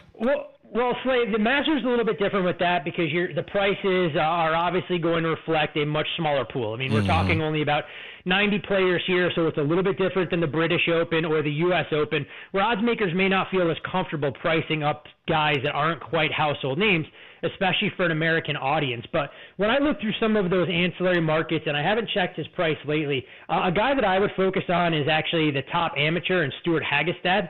I think his price was 3.5 or 4 to 1. That was a market, in my opinion, that offered a little bit of value, more so than some of the nationality props that are widely available. Okay, that's pretty cool right there. Okay. You mentioned Rory McIlroy. Struggling with his irons. We were talking with our guy Virgil Herring about that. Plus, he's got the vacant Masters title hanging over his head. I know you find value in him though at 20 to 1.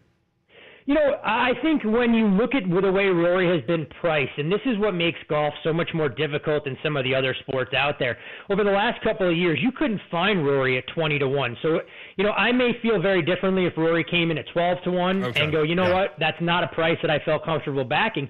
But as the number continues to drift out and you look at the way he's being priced by odds makers, especially against some of the elite golfers, they really believe that Rory will go out there and perform. He's a $1.50 favorite against Brooks Koepka. He's a $1.35 favorite against Dustin Johnson, yet here we are with Dustin Johnson having shorter odds to win the tournament than Rory. And maybe the best thing for Rory as he continues to go after that elusive green jacket to basically finish off the career Grand Slam is the fact that Tiger is garnering all the attention. So Rory can go in under the radar and maybe not feel the same immense pressure that he would on Thursday and Friday, whereas if we're talking about him being in contention after 36 holes, then it's a much different dynamic. And we shouldn't ignore, for all the people that want to kind of throw the baby out with the bathwater, Rory started off this season on fire. I know he missed the cut at the Valero, but I don't put a whole lot of stock in that. And when you look at the way Rory played at Augusta last year, he was still inside the top 10, so it wasn't like he's missed the cut here 3 of the last 4 tournaments or something ridiculous like that. Well, let's stay with Tiger Woods. I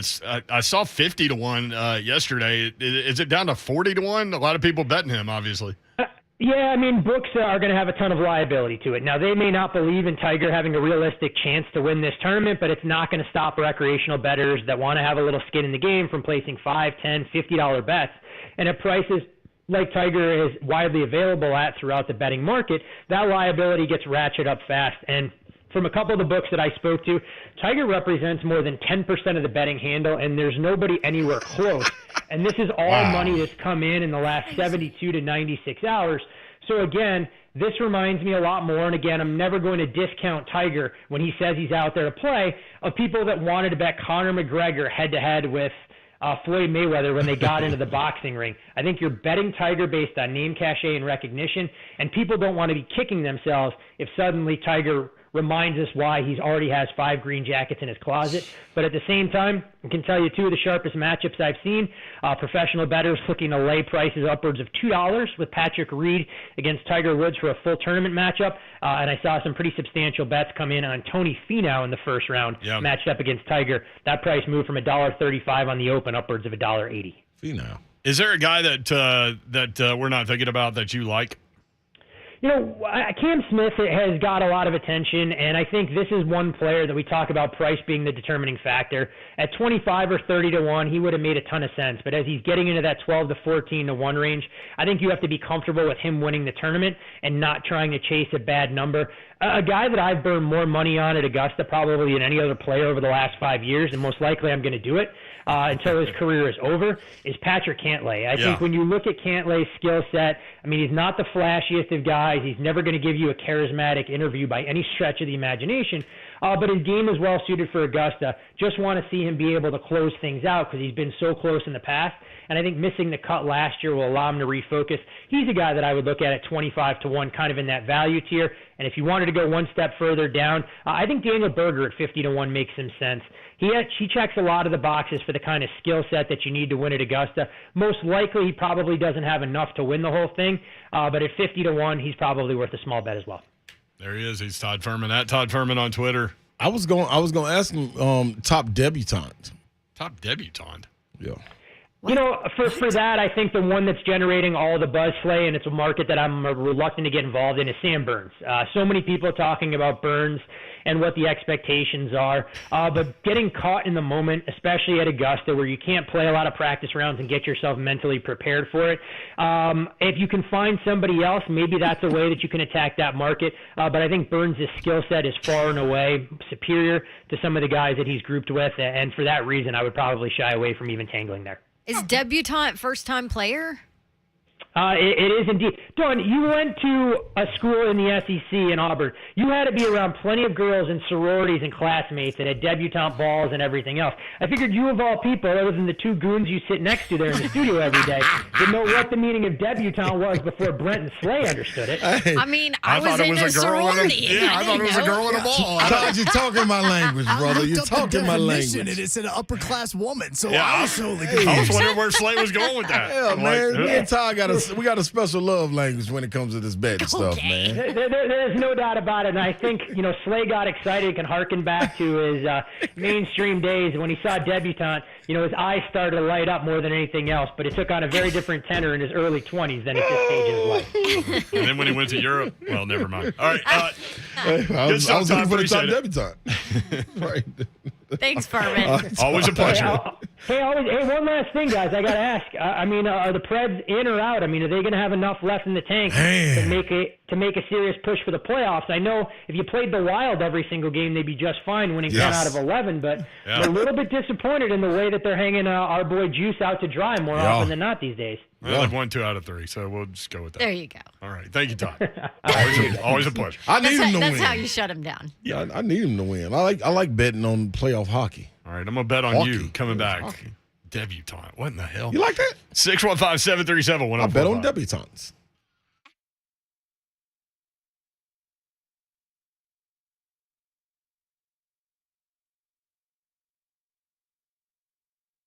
Action247.com. That's where you need to go to get signed up so you can bet the Masters. We've had all kinds of betting information today. Justin Thomas.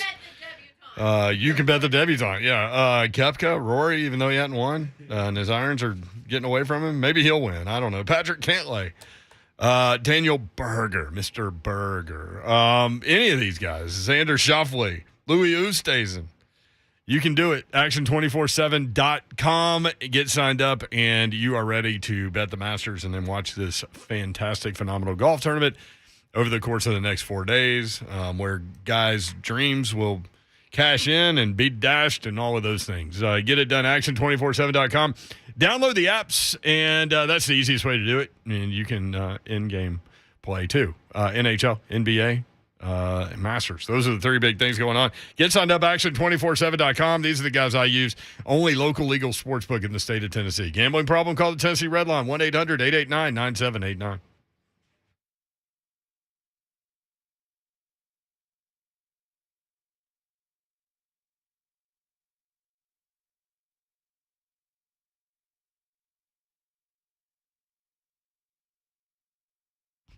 How great would it be to wipe out credit card payments and debt or high interest loans and imagine what your monthly cash flow could be without those payments? Loan Pronto, so you need to call to do it.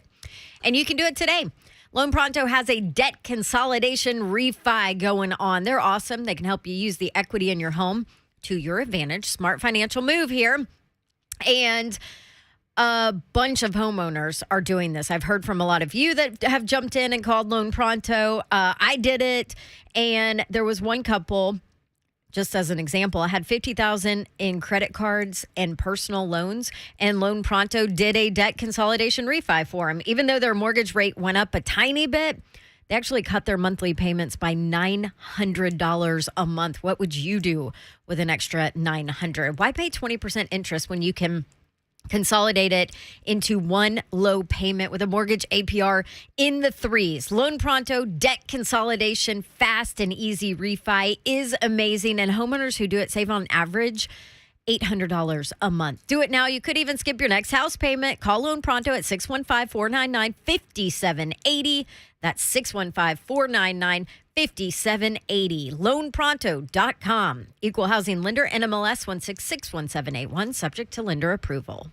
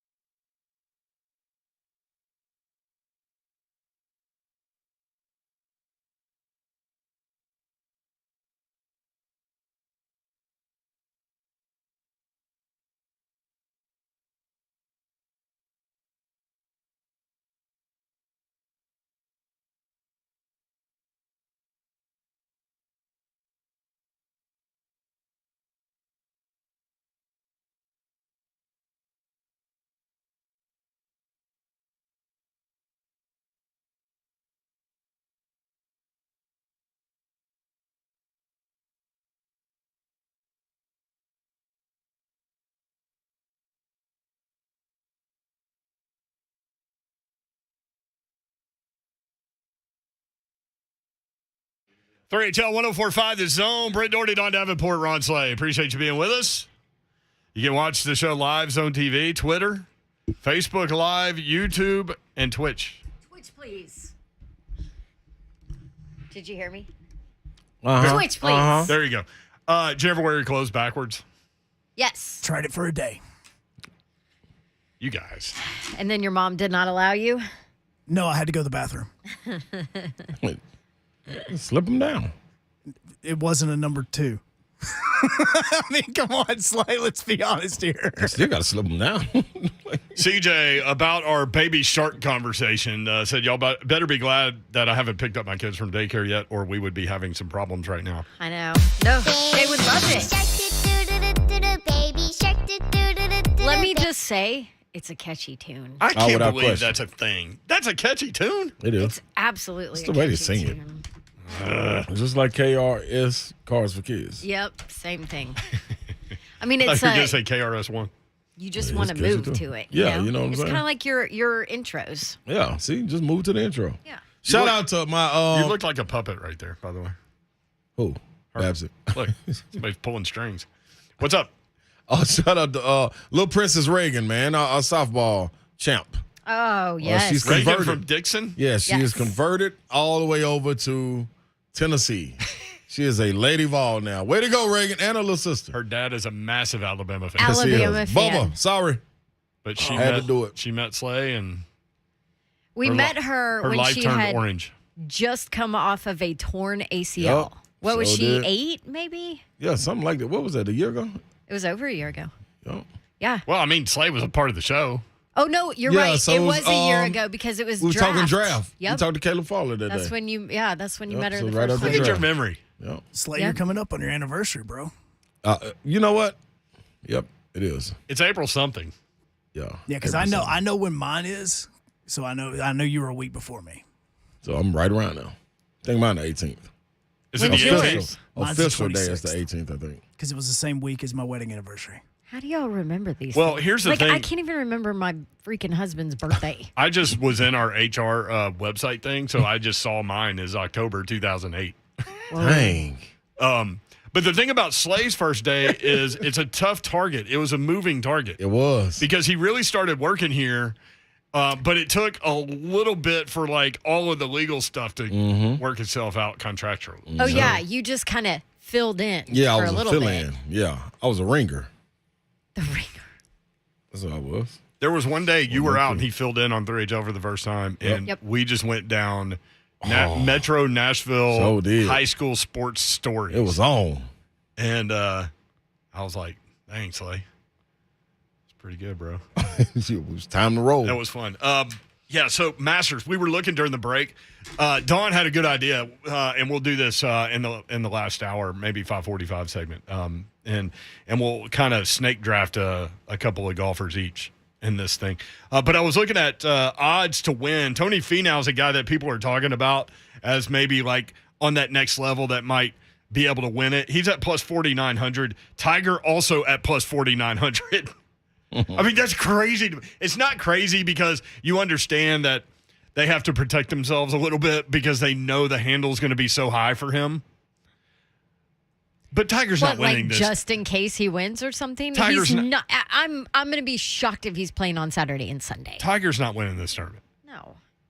If he does, it's probably the greatest sporting thing ever. Let me ask you this. Right? Did we ever think Tiger would ever win again? No, hell no. Yeah, you're right. That's what I I'm mean, the saying. last time he won might be the greatest thing that ever happened That's in what I'm sports. saying, man. Like watching that last round of Tiger Woods, I've never been more gripped to a television watching anything in my life. So, dude, that was serious. I got 2 golfers picked, but I'm thinking of putting one of them out because I got to pick Tiger.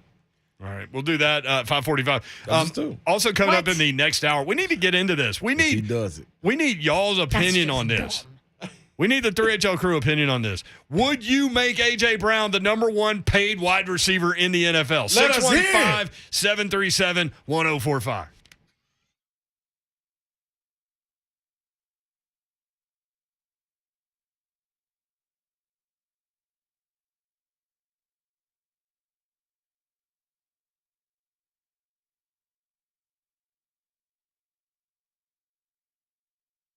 Giant naked human beings. Huh.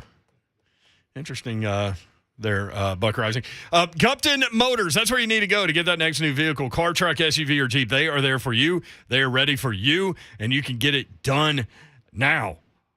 New, pre-owned, whatever you need, they're going to be able to help you. They simply want you in the vehicle that's right for you, and you'll experience that. There will be no pressure at all. You have the same goal that they do, the right vehicle for you. Maybe you've got something that's way up there mileage-wise. Maybe you've got something that is giving you too many repair bills. You need something more reliable. Go talk to them about trading in, and they'll help you out, and it'll be a great thing. 3450 Tom Austin Highway in beautiful Springfield, Tennessee. About 30 minutes from downtown Nashville. Best vehicle buying experience you will ever have. I love these guys. You will too. I've bought multiple vehicles from them. About to buy another one, and really enjoy that process, and you will as well. Take your test drive. Ask your questions. Go inside. They'll help make the numbers work. It'll be that easy. 3450 Tom Austin Highway. Check them out online, GuptonMotors.com. That's Gupton Dodge Chrysler Jeep brand.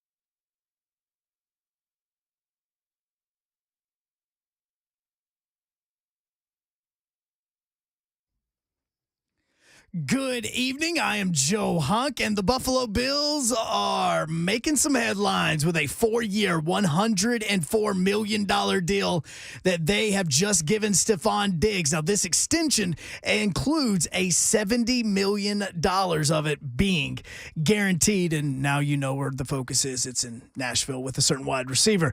Tampa has their backup quarterback, Blaine Gabbert. He is re-signed because everybody's re-signing with the Tampa Bay Bucks. And the Masters starts tomorrow morning, and Tiger Woods is getting a ton of love on Caesars Sportsbook. Right now, they have said that he has received over 1,000 more bets than the number 2 and number 3 most bet golfers so far on their sportsbook. Up until a couple of days ago, Tiger had only received about 15 more than Justin Thomas. Now it's over 1,000. And the Nashville Sounds walked it off last night against the Durham Bulls, and they look to do it again tonight at 6:30 at First Horizon Park. For all your foundation repair and waterproofing needs, you need to visit USSTN.com.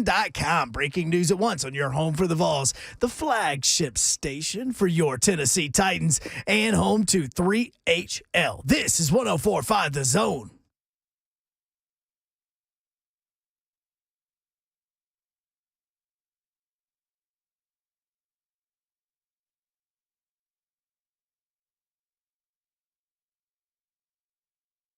HL 104.5 The Zone, Wednesday in the Music City. Hope you're having a great day. What up? There he is. He's Ron Slay. I'm in the building. Hey, I'm in the building.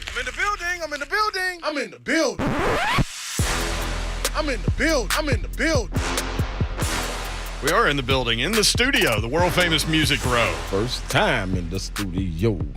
In a while. Yes, it is. Don Davenport over there hanging out.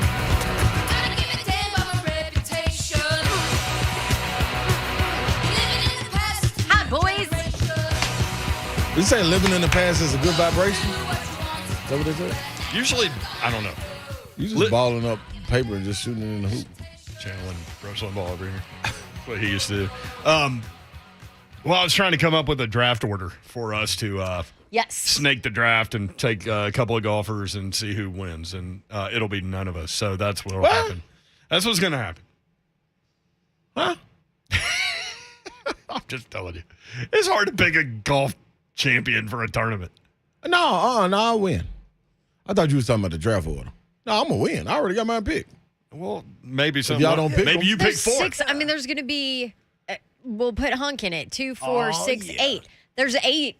I mean, if one of We our got to get 8 one of them right. So do you think, like, if you were a listener and you had to bet $100 on us picking one of the winners or the field, what would you do? Oh, I'd definitely pick one of us. I'd pick the field. Really? I'd pick one of us. Me too, babe. Between 8, like, See, one of somebody those gotta get 8 it right. is going to be. I was just getting ready to say, by the way, we had a great conversation with Virgil Herring. He does an amazing job breaking this stuff down. Check out the podcast, rate, review, subscribe, 3HL Podcast. Make sure you get that done for all the shows in 104.5 The Zone. But check that podcast out. Check that conversation out. Virgil's great. I was getting ready to say that Babs always disagrees with me. So where are you on this A.J. Brown thing? So I was listening to J. Martin Ramon this morning, and Jason Martin said that that A.J. Brown will be the highest paid wide receiver. And so I tweeted, if I can get my computer to come up. Here it is. I tweeted this morning. The Titans may make A.J. the highest paid guy, as at J. Martin Ramon say. They will. If it were me, I would not. I love A.J., but there were 12 regular season games played last year that did not include a box score where A.J. Brown registered at least 50 receiving yards. That's just one reason, because it's Twitter. But so a lot of people agreed with me, but a lot of people were like, "You're a damn idiot and you're a moron." And you know how people on Twitter, when they disagree, they can't just say like, "I see where you're coming from, but I have a different point of view." Right. Like they're immediately like, "You suck. You're so stupid." That's how they disagree with you on Twitter. But that's where we are. So what do you say? Because I wouldn't make him the highest paid guy for a number of reasons. Would you, Dawn? No. Look at that. I wouldn't. We We agreed. actually agree. You knew I was about to agree with you, right? And the sole easy, let me just say it real quick, reason is availability. Mm-hmm. Because if you aren't for sure that he's going to play 17 games and give you production in at least 16 of those games, I'll give you an off game, then there is no reason to make him the highest paid receiver. And people that say, oh, well, because let's be honest, the conversation now is A.J. Brown, DK Metcalf, and Deebo Samuel, right? Because those are the three that are next. Our second-round picks. On the receiver contract extension conversation. So, and people are going to be like, oh, okay, well, I mean, look at it. DK Metcalf's numbers are better and his availability is better. But people sit here and say, oh, well, that's because he was in Seattle and Russell Wilson was his quarterback. And this is what they do offensively. And, oh, well, Deebo Samuel is versatile and they use him all these different ways and blah, blah, blah. Well, guess what? AJ's with the Titans. You know who your quarterback is, at least for next year, most likely. And the offense is what it is. So you can't come at somebody on the opinion they shouldn't be the highest paid receiver saying, oh, well, but that's because DK has a better quarterback or had a better quarterback. It doesn't matter. What you're looking at is AJ with the Titans, right? That is his quarterback. But it all comes down to me.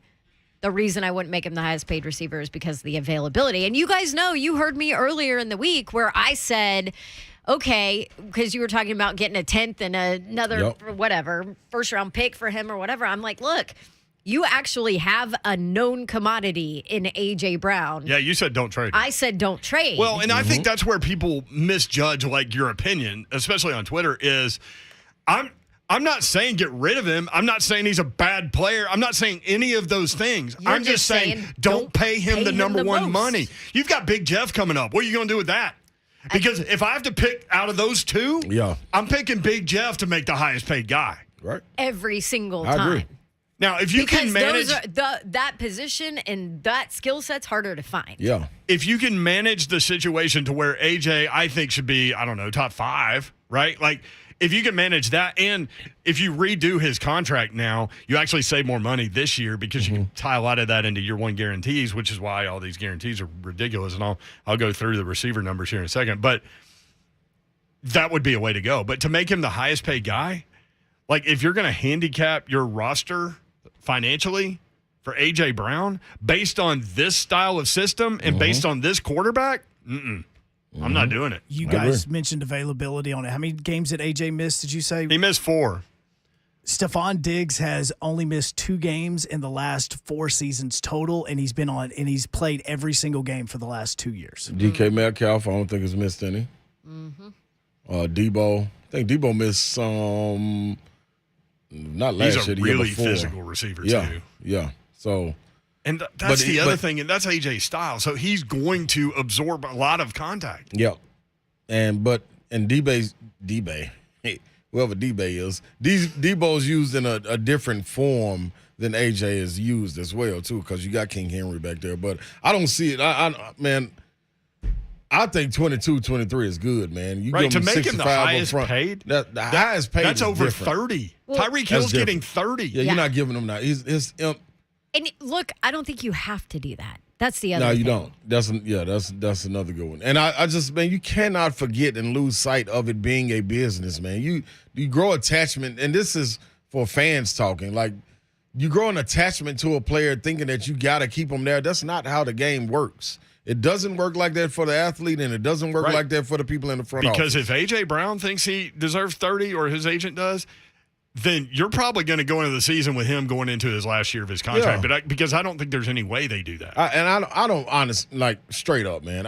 Looking at the market, I don't believe business. I don't believe AJ thinks he's worth 30. Like, I have no idea. I mean, right? I mean, come on, dog. I mean, we got reality to stand on too, man. You like y'all talking about availability. That's a huge thing, man. So. I think 22-23 in a system where you ain't even got to do that much, where you can just be relied upon to catch 70 to 80 balls a year and have an impact that way, I think that's a lot of money for that, because these other guys they need to be catching over 100 balls. What do you guys think? Where does he need to be pay rate-wise? Like top 5 for sure, I think. And that's a lot of money. But that puts him more in the, less than 25 Plus, million it's the range. system you work in, man. Who's throwing them to get them 100 balls and have that 1,400-yard season? To have that kind of value. Yeah, come on, man. Right You now, gotta be the smart number about 5 wide receiver when it comes to pay is DJ Moore from the Panthers. Which is what? Do you have it? 20.62. He's worth more than DJ Moore. There you go. 615-737-1045. There's the floor right there. And the ceiling's not that much higher to me. Yeah. For him. Right. For him. Yeah. Bubba and Dixon. We were just talking about your lovely daughter, Bubba. What's up? Yeah, unfortunately you were. Thank you, Ron Slay, my friend. I was going to call him and be like, hey, you know what? My boy can run. I bet you Ron Slay runs a sub 5.2 if he runs a 40. Just let you know. That's about cool. Below. That's pretty good. Yeah, I can get improvement. Yeah.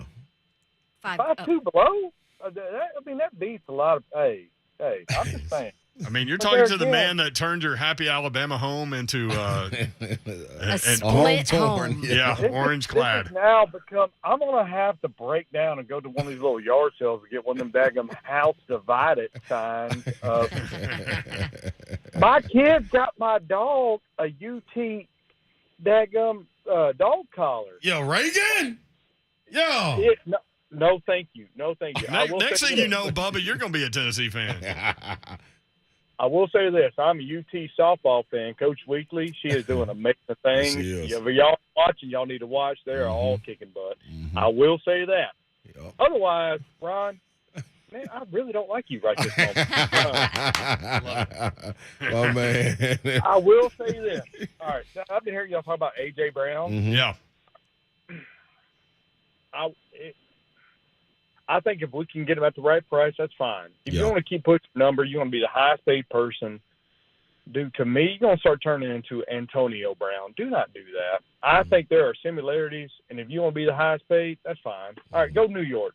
Go get you 25 mil, 28 mil. But guess what? You're going to be taxed out the wazoo. If you're just wanting I want the highest paid next to my name. So there's going to be something wrong. Yeah. If we can afford him, let's keep him. You going to offer me a couple first-round picks? Well, I'll think about it. I know our quarterback. Listen, as long as he's under center, and I've been talking to J. Martin Ramon about this, and they get mad at me about, Tannehill's not the guy. As long as he's underneath that center, hey, we good to go. That's who I believe in my fan base. But I don't think we should overpay for A.J. Brown at this moment because the best ability is availability. No question. And he's not been that. Go what? Go this year, show up, show out. I'll send the Brinks truck right up to you. Amy Adams, back it on up. Let's go. But if you can't, this is where we are. Ron, I do not like you at this moment. You interrupted me cooking dinner. And now I'm going to have to go back and finish cooking dinner and daggum listen to Tennessee stuff. No balls, Bubba. All right, Bubba, that's my man. Hey, it's better than Auburn, right? 615-737-1045. Yeah. What also has to stay in mind to me, it can't get lost. Man, this young man is only 24 years old, man. That's right. Like, if you're that available, maybe you're not going to be available. Maybe you need to go get the money. That's another thing. Like, if you need to go get it, you know you ain't going to be available, you got to go sign with a New York or something like that. Let's get it done. But if you know you believe in who you are and you're going to be available, man, go on and do what you're going to do, man. And after that third year, let's re-up again. 615-737-1045.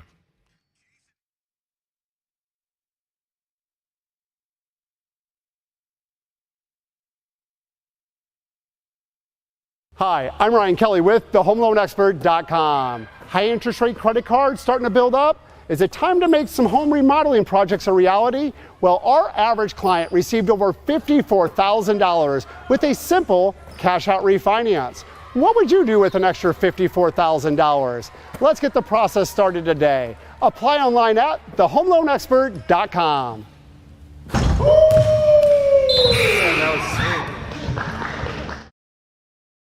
At the Bridgestone Arena, take note when you go over there. All of the countertops, including the Lexus Lounge, Smoky Mountain Tops over there, and other landmarks around Nashville and the state of Tennessee. Neyland Stadium as well. Smoky Mountain Tops specifies the finest, highest quality materials like beautiful and functional Vidara Artisan Quartz countertops, which are not only handcrafted and gorgeous, but are perfect for busy lifestyles and high traffic areas because Vidara Quartz is durable and stain resistant, and the smooth surface is easily cleaned, leaving no room for germs to hide.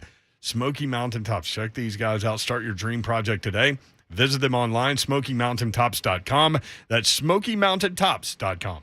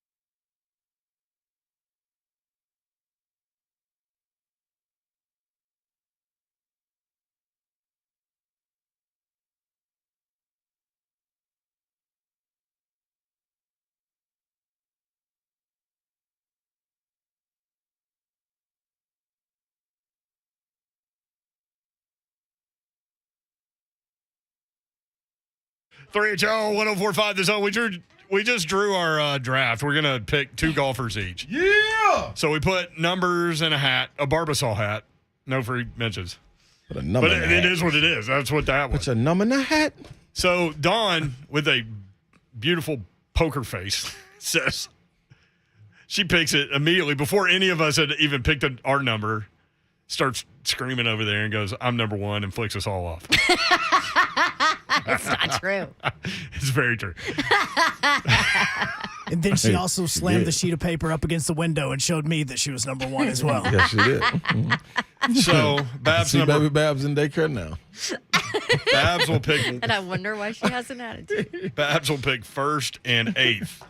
See, so I got all excited and I was like rubbing it in, and then I'm like, dang it, it's a snake draft. I don't really want to be number 1 when you're talking like Masters picks in a snake draft. Like, you don't really get the advantage. It's not like a fantasy football draft where you know you're going quarterback 1, right? Yep. Man. Mm-hmm. See, I was sitting here gloating. I was being a jerk. I was overdoing it, and then it's a snake draft for the Hunk Masters. is number 2 and number 7. Slay is 3 and 6. I'm 4 and 5. So that's where we are, and we will pick. By the way, for those that don't know, Babs's nickname came from her middle name. Yes. Babette. Do you know what's funny? I was chatting with Vanderbilt quarterback Mike Wright yesterday. And he was like, where does Babs come from? I'm like, oh, so he's a newer listener. So hi, Mike. We'll say hi to Mike right over there. What up, Mike? But yeah, and I was like, we probably haven't explained that lately. For anybody that just moved to town that turns on the radio and starts listening to us, that's why. I'm like, I don't think Slay has ever called me by my real name. It's always been Babs. No need. Hey, did you know that Mike Wright's parents both went to Tennessee? Oh, that is And phenomenal. both him and his brother are at Vanderbilt. That's amazing. That's phenomenal to me. And they're from Georgia. They're from And they love listening to 3HL despite Slay's shenanigans. Yeah. Well, yeah, because they grew up with Tennessee parents. Yeah. And plus, I love Andy. Deep down. You just love the Wright family because they're That's right. 2 Vols. That's But right. hey, you know what I think's funny though? What? He didn't say Tennessee. Said what? That orange school. Yeah. See, now, to me, if I'm a Vandy that's guy, acceptable. I'm going to call him Tennessee. Because That if I school call in him the orange. the school to the east, like Jerry DiNardo did back in the day before Tennessee whooped his ass 65-0, or the orange school, like that shows the power they have over me, right? No, I disagree. No, it's a rivalry thing. Do you remember Slay? Kentucky and I'm going Louisville? Candy. He calls them Candy. Look, Kentucky, Louisville's the same. Do you remember Lynn Bowden? I interviewed him. I worked the Kentucky game right before Louisville. Yeah. And I think my last question in the interview was something about, hey, big one next week with Louisville. And he's like, no. Not over here. We don't say that. You don't say that on this field. We don't, no. That word's not allowed to be said here. I like it. See? Good job. So I Rick. think it's just like a pure hate That's part of rivalry it. thing. I like it. So we got the.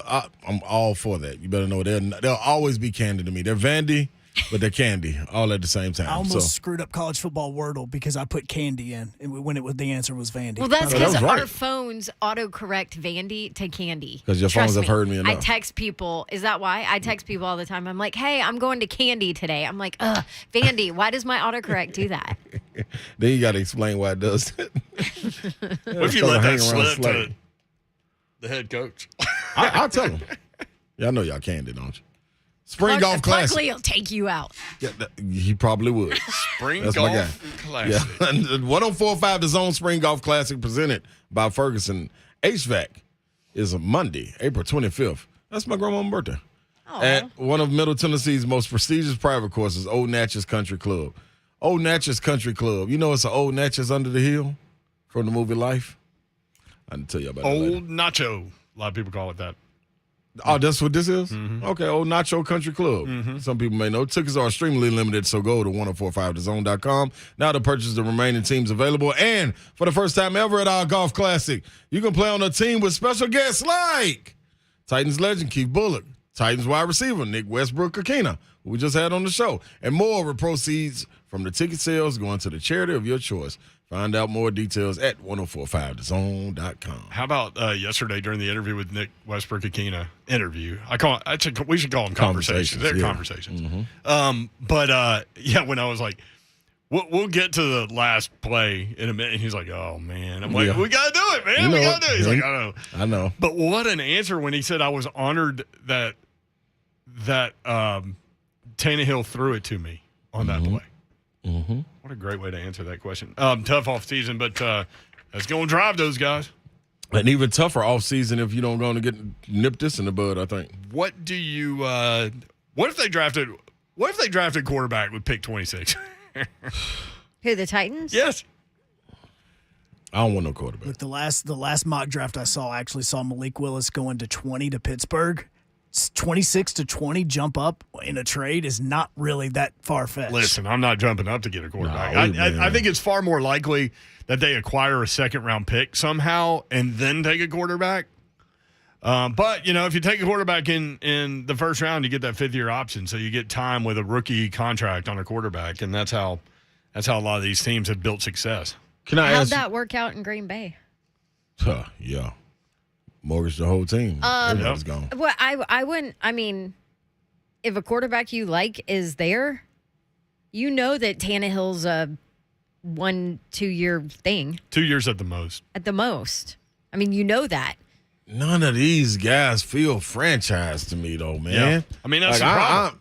This is the year you need to do it, and it's just it has you feeling all kinds of ways like that. Yeah, and let me tell you this. Let that go on and happen, and that's what your franchise relies on. That's what you got looking forward to moving forward. Hey, we think this is a problem now. Hey, we can go on back into the dark ages, people. If this is what we got to rely on, no, man, no. What if you acquire a second rounder and do it then? Not a first round, but a second round pick on a quarterback. I still ain't with it, man. Like, you got to give me something to lean on. Yeah, I do too. Like, that ain't nothing concrete. Here's what'll happen. To build with, man. Here's what'll happen. With that quarterback. If they end up with Desmond Ridder in the second round, for example, I think people would have an immediate reaction like, crap, you're built to win now. Go ahead and, help the team win now. But after a few days, I think people would fall in love with him. You know what I mean? I think it's just one of those things where your immediate reaction is one way, but then when you've had time to digest it, it's a different way. I think you possibly could fall in love with him until he had to possibly get on out there. And then that little fairy tale is over with, man. Maybe. But these guys are spending a lot of time evaluating these people. Yeah, they are. But, golly, this draft. And they're serious. Clearly they're serious about the potential of drafting a quarterback. Right. I mean, Malik Willis made one of the 30 prospect visits. You don't just do that on a whim. Right. You can go to all the pro days and you're doing your due diligence. You start inviting people there. Doesn't mean they're going to draft them, but at least positionally, it shows you kind of where they are. Well, I guess I'm just focused on the defense then. Let me ask you. That's what you did last year. Yeah, I'm going to go all in with the defense again. I am. Whatever y'all want to do. Write it on the whiteboard. Put it in Sharpie. It'll be over here. I'm going to find a Sharpie, too. No, not a Sharpie. A dry erase marker. No, Sharpie. Oh, make it permanent. That's right. Yeah, you're exactly right. If you guys are talking about drafting a quarterback at 26, if they had the idea of drafting backwards but trading that 26 pick for, say, a quarterback that's already in the league, is there somebody there that you could see the Titans potentially thinking about trading for that would be worth that 26 spot? No, because I don't like Garoppolo. I think that's just a younger version of where Tannehill currently is. Maybe even worse. I think Tannehill can have a good season next year. I'm not one of these guys that Tannehill sucks. I'm not that guy. I think he's one of the – honestly, he's put up in a brief period of time, one of the best career paths in the history of the organization quarterback-wise. He's going to have some clunkers. I told you, I talked to a couple people in the league, and they're like, I think he's hit the mountain, the top of the mountain. So – and it's okay if you hit the top of the mountain if you got all your healthy weapons, but when it comes down to it and somebody has a nagging injury, you got to be the one to carry them over the hump. That's where the problem lies. Like, Well, there's a lot of responsibility on his shoulders. Have you seen enough from a Jordan Love to consider trading for him to be your backup to see what he could have for you? Negative. Because he's not doing anything in Green Bay. It will be chilling. Just chilling out there. He's just relaxing. They're not people racing to get Jordan Love either. They sure ain't. I mean, and there's a reason, right? Yeah. Everyone hates Chris on Twitter. You can get us there at TheRHL1045. I'm with Ron Slay. I feel like drafting a quarterback this year is forcing it. Yeah. I'm not willing to. I'm sorry. No, I'm willing to take my chances with the Logan with Woodside? No. Like if Tannehill goes down. I mean, not like that, Babs. I'm just. If y'all can say what you want about Tannehill, but if he goes down, your season's toast.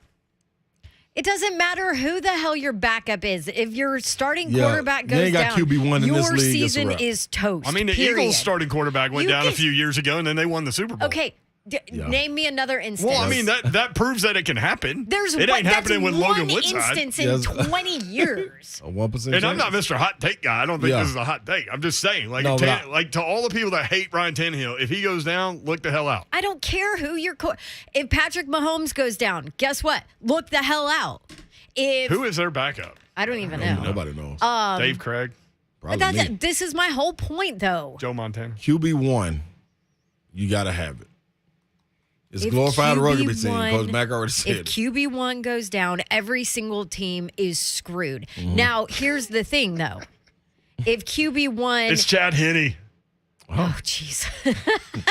That'll be fun for him.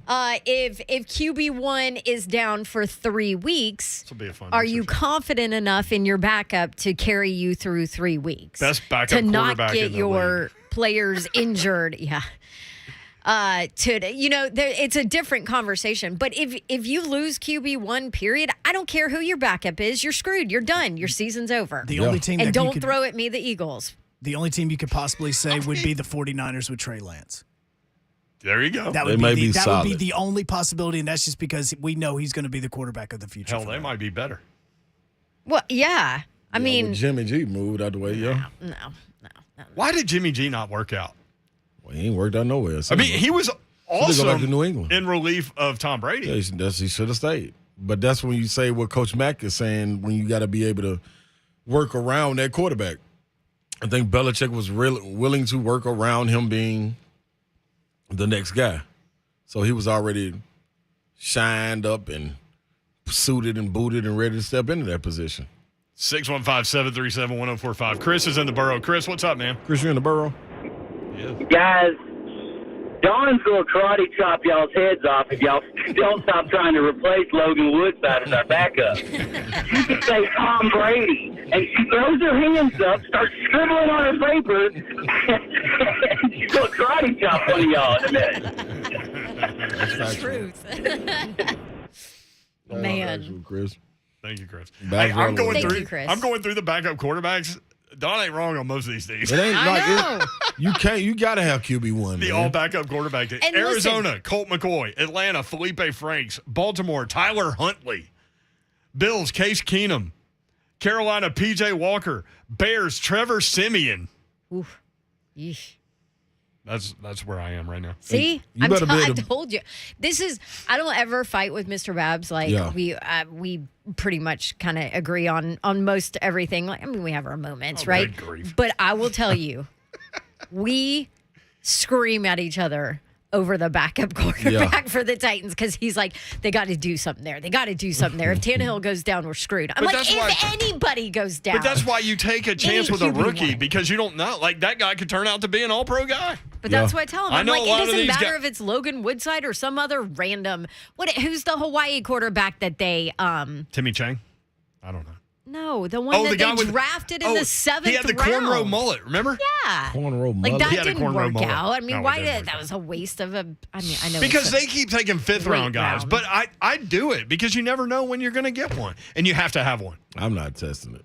You do have one. His name's Logan. You heard His name's NWI. Yeah. You heard him. He rocking with him. Hey, What's he gonna But they say? always him gonna and say it to AJ him, yeah. and all of them, like, going and throwing balls with Logan. What's he The going to say? backup is always the greatest. Listen, Logan's okay, but he's not capable of starting NFL games. Like, what's he going to say? Can they be back? But they still go throw with him. I'm not saying that Logan Woodside is going to be a good quarterback in the NFL one day. I'm not saying that. I mean, he's no Cooper Rush at the Cowboys. See? I mean, keep going. Yeah. Keep going. Who's the Jags backup? Where's Bortles right now? Somewhere. CJ Beathard. I love CJ Beathard. See, y'all making the backup spot turning into a good guy contest. The only reason you all know CJ Beathard is because he's from here and we love him and his family. Is Matt Moore still in the league? Because Matt Moore's the only backup quarterback that I've ever loved. Like, he was always He was good. at Carolina forever, right? He was at Carolina. He's been in Miami. He's been in Kansas City. Dude, he's got to be like 45 now. But some reason I trust him. Speaking of 45, Josh Johnson, the Broncos backup quarterback. I'm telling you. I'm writing all of these down. This is amazing. All terrible. This is amazing. All terrible. I love CJ Beathard because the Beathard family is awesome. But so Casey Beathard, his dad, used to call the show because Blaine would just run down Iowa just randomly. Yeah, the Beathards play there. Oh, I love it. All right. 615-737-1045. More of your phone calls in. We'll get you a Masters winner next. Logan, I got you, man. I got you.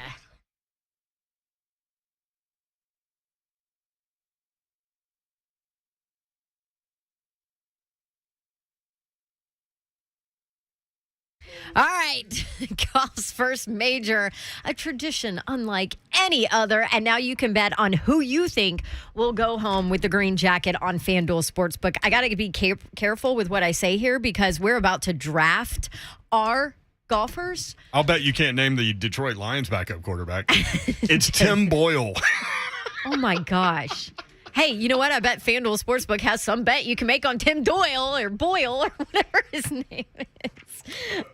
Hey, right now, new customers can get 30-1 odds on Jordan Spieth, 2015 champ, by the way, 4-time major winner Rory Mcilroy, or Dustin Johnson, 2020 champ, to make the cut at Augusta. The cut, that's it. If any of those players make the cut, you win big thanks to FanDuel Sportsbook. And why not? I mean, Rory Mcilroy looking to complete the Grand Slam. All you're looking for is for a player to make the cut. And you can see for yourself why FanDuel is America's #1 sportsbook and the best. Take a swing at betting the first major. Download that FanDuel Sportsbook app. Use promo code DAWN. Get 30-1 odds on Spieth, McIlroy, Johnson to make the cut at Augusta. That is promo code DAWN, DAWN. Stick around here on the show and you can hear our picks for our little Masters thing going on. I'm also going to hop on my FanDuel Sportsbook app, the official betting operator of the PGA Tour, and put my golfers in on a little something on FanDuel Sportsbook too. 21 and older and present in Tennessee. You have to be new users only. Must wager in designated offer market. Max bet $5. Restrictions apply. See full terms at sportsbook.fanduel.com. Gambling problem? Tennessee Red Line 1-800-889-9789.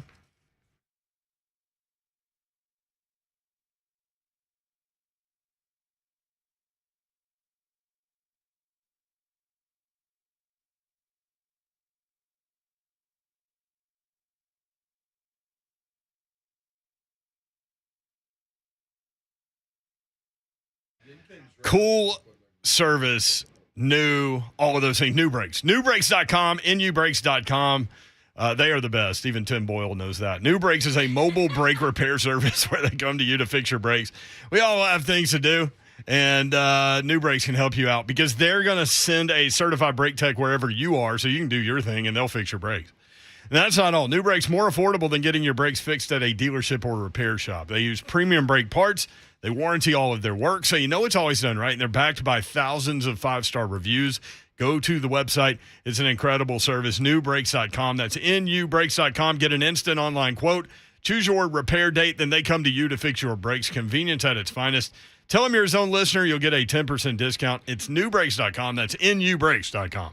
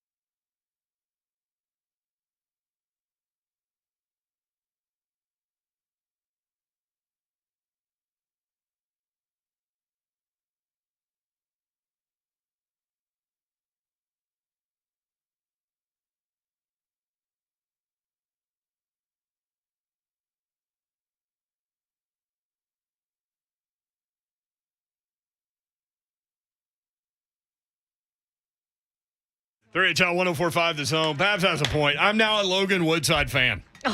Go Woodside. He's your backup. He's my backup. He's the people's backup. That's Logan my Woodside. backup quarterback. Here are the backup quarterbacks. You ready? Yeah. Colt McCoy, Felipe Franks, Tyler Huntley, Case Keenum, P.J. Walker, Trevor Siemian, Brandon Allen, Baker, Mayfield, Cooper Rush, C.J. Beathard, Josh Johnson, Tim Boyle, Jordan Love, Kyle Allen, Sam Ellinger, Chad Henne, Nick Mullins. Remember Mississippi State? Oh, yeah. Chase Daniel. That guy's in the league? How about this? The Rams backup quarterback, John Wolford. Wolford Reserve. Oh, I thought he was an I love offensive Wolford. lineman that played for Vanderbilt, like in 1985. Thought it was a joint. No, he's a Wake Forest quarterback. Teddy Bridgewater, Kellen Mond. I actually like I'll him. take Teddy as a backup. Brian Hoyer, Andy Dalton, Tyrod Taylor, Gardner Minshew.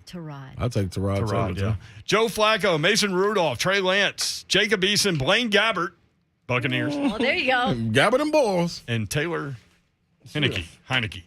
So there's like 2 on there that you would consider for your backup role if you could? Hey, See? like I've been telling y'all, I'm all for Logan Woodside. I am the leader of the Logan Woodside fan club. Can we get him on? Don't you want to know what he's all about? Yeah, I would love to know what I he's do all about. remember him. Why don't you make that happen, Babs? I'm on it. I'm on it. You guys are best. You the president. besties. I mean, I'm Yeah. the president of the dang fan I club. know, I'm trying You to make better myself come on. president. I'm going to overthrow the government here. All right, come on Whoa, in. wait. I can't say that. No, you can't. About to get fired. Watch out. Yeah. You want to be Take VP? you down. I'm talking about the Logan Woodside government. Oh. No, I'm talking about the Babs government. That's what I'm talking about. Yeah. Like I said, you about to get fired. 615-737-1045. Let's get Jay in here. We'll do our Masters picks here in a second. Jay, what's up? Yo, Jay. There you are. What's up, man? What's up? I was just going to say, I mean, the mustache did win some games in this league with a crappy Jacksonville Jaguars team. He did. Oh, Gardner. Backup quarterback. Mm-hmm. Gardner Minshew. I would love Gardner Minshew as the backup quarterback here because there'd always be something to talk about. Take Fitzpatrick too. That's You not take just Fitzpatrick too then. That's not just a quarterback, like a backup. Fitzmagic, yeah. That's just not a backup quarterback that's just like laying in the weeds. Like Gardner Minshew is going to be doing things out and about in the city, Where especially is this he? city. He'd be on the damn pedal tavern with all these bachelorette parties. Him and LaJuan would be out there together. Oh my, yeah. Where is Minshew? Minshew is where's my list? Minshew is Where's with the my Eagles. list? That's right. Great spot for him. Who out there has a backup quarterback list other than me? You're the only one. Jared in Springfield. Jared, what's up, man? Man, if there was like a WWE like villainous type guy, man, Brent Doherty, you the guy right now against us Titans fans. Look, kid, guy. If there's anything I don't have any type of like stress against, it's Logan Woodside handing the snaps off to King Henry, you fool. Who do you want to trade a second-round pick to? The Philadelphia Eagles for the great Minshew talent to drive some tether power? Hey, I'm drafting the next star. That's what I'm doing. You is a fool. Fool. Come up the line. Fool. Fool. Fool. Oh my goodness, Jared, I love it. But here's the thing: that would have been a good take, Jared, like 3 minutes ago. But I've completely flipped. You have. Yeah, you did. You're in now. Yeah. You're I all looked in at the on list. Logan. Babs was right. Yeah, and the whole thing is to get one to be able to band-aid a situation. If they're out for the year, man, we can pack it on in. It really is. Like 2 to 3 games max. We got to go past 3 games, dude. Defense going to score some points this year, man. Defense is nasty. I fully believe in them. This has a chance to be a historically good defense. Is that a hot take?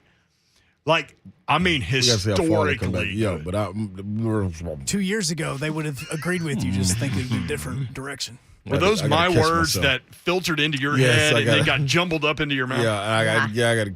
I couldn't let them out. I got to wait. Got to wait for a second. Let's go, Ray in Nashville. Ray, what's up, man? Tell him, Ray. Man, you know what's irking me as a Titan fan, man. Somebody goes to the games. Yes. You know, here we have a lights out defense. Lights out. The defense is lights out. Man. Lights out. Mm-hmm. One of arguably the best running back in the game. Yep. Lights out receiver. Guys, he's remarkable. Yep. And we're talking about a backup. And just been a fan of football for years. listening to all the analysts, sports analysts from the radio, from ESPN, from Stephen A. No one feels Tannehill can take us over the edge. It's just bottom line. He's not that talent. So I don't understand for the life of me, with all the quarterbacks moving around, why do owners get this emotional attachment to quarterbacks in Tennessee? They did I think fans just get emotional attachments to all of the players. Like, I learned that today by simply saying, I don't think A.J. Brown should be the highest paid receiver in the league. And people just came at me. I'm telling you. And it's, the sad thing is, this is about, your fans spending the money. We want to see you compete for a championship. Forget a good year. Yeah, a good year is cool. We're always looking for good years. We want to try to compete for a championship. And I don't think none of us feel that Tannehill is the guy to do it. You got Russell Wilson going here. You got this person. We don't even try to go after him. See, thank you, Ray. I gotta cut you, man. I disagree there. I think you can win a championship with Ryan Tannehill. I just think the margin of error is smaller. Slim. Super slim. Yes. And they fiscally could not go after a Russell Wilson or a Tom Brady or somebody like that. I don't know, man. The Chargers just spent $8 billion this offseason. And you know what? I think I wonder. But you're already tied to Tannehill. That's the thing. Like, there's no trade value with him. I wonder, is the defense, is that why they're feeling, and you hear all of them talking about, yeah, we did really good last year, but we got to get some points on defense. So getting in that box this year, I think, is a key factor for them. So they can negate everything that, I ain't going to say they saying it, but what Tannehill does. You feel what I'm saying? I love Ray's passion, man. That was a great phone call. That was real. Appreciate y'all. We'll be back at it tomorrow. We do need to get our Masters winners out here. All right, so Babs has pick number 1. Who are you going with? Justin Thomas. What? Ooh, yep. JT. All Yep. right, JT's off the board. Babs is cheating. I threw you guys off of my scent earlier because I didn't know I was going to have the first pick. So. I know. Well, you wore deodorant today. That doesn't always happen. Babs. Yep. All right. Dang right. Did you hear me Babs sneak is that? a cheater. Did you hear me sneak that in there, Babs? I did. Okay. John Ram. It's Ram. Ram. I'd probably see. I'm not. You can tell I'm already screwed. All right. Honk has Rom. Dustin Johnson. DJ. All right. I will go. You got 2 picks. I'll go Rory. Whoa. Okay. And I'll go. Kepka. Nope. No. I'll go Finau. Finau. Well, y'all cheaters. Y'all looked at my paper. Finau. Okay. Right. So, Slay. Tiger. Tiger That is Woods. just a waste of a pick. That's like drafting a quarterback in the 5th round. That's my Logan Woodside. I've wanted very few things in sports to happen more than that. I would love for that to happen. I would love for it to happen. Pronounce the guy's name correctly. Spieth. All right. Okay. I actually know this one. Spieth. All right. Spieth. All right. Babsy. Oh, You've got gosh. your second guy. Brooks. I See? I'm choke slam Babs. Not literally. I didn't even have to. See? There you go. So, Kepka, Spieth, Woods, Finau, McIlroy, Dustin Johnson, Rom, Justin Thomas. Those are our picks. One of those 8 is going to win the Masters. Or the field. If you had $100, you go with one of our 8 or the field. I'd go the field. Those are good picks. No, not me. Pick this. My sleeper's Louis. 13th. I like Louis Oosthuizen. Schauffele also. Yep. Give me Ram. Although, didn't we learn that Schauffele pronounces his name differently than we've always pronounced his name? Yep. Because y'all did it in It's one of your Schauffele, gambling. I think. Yeah, Schauffele, like he's a chef. Keep your eyes on Burns. He's Italian. But Top that's debutante. top debutante. Yes, Schauffele. That's what he said. He pronounced it that way. That's what he said. All right, more of us next. 3HL 1045 is on later.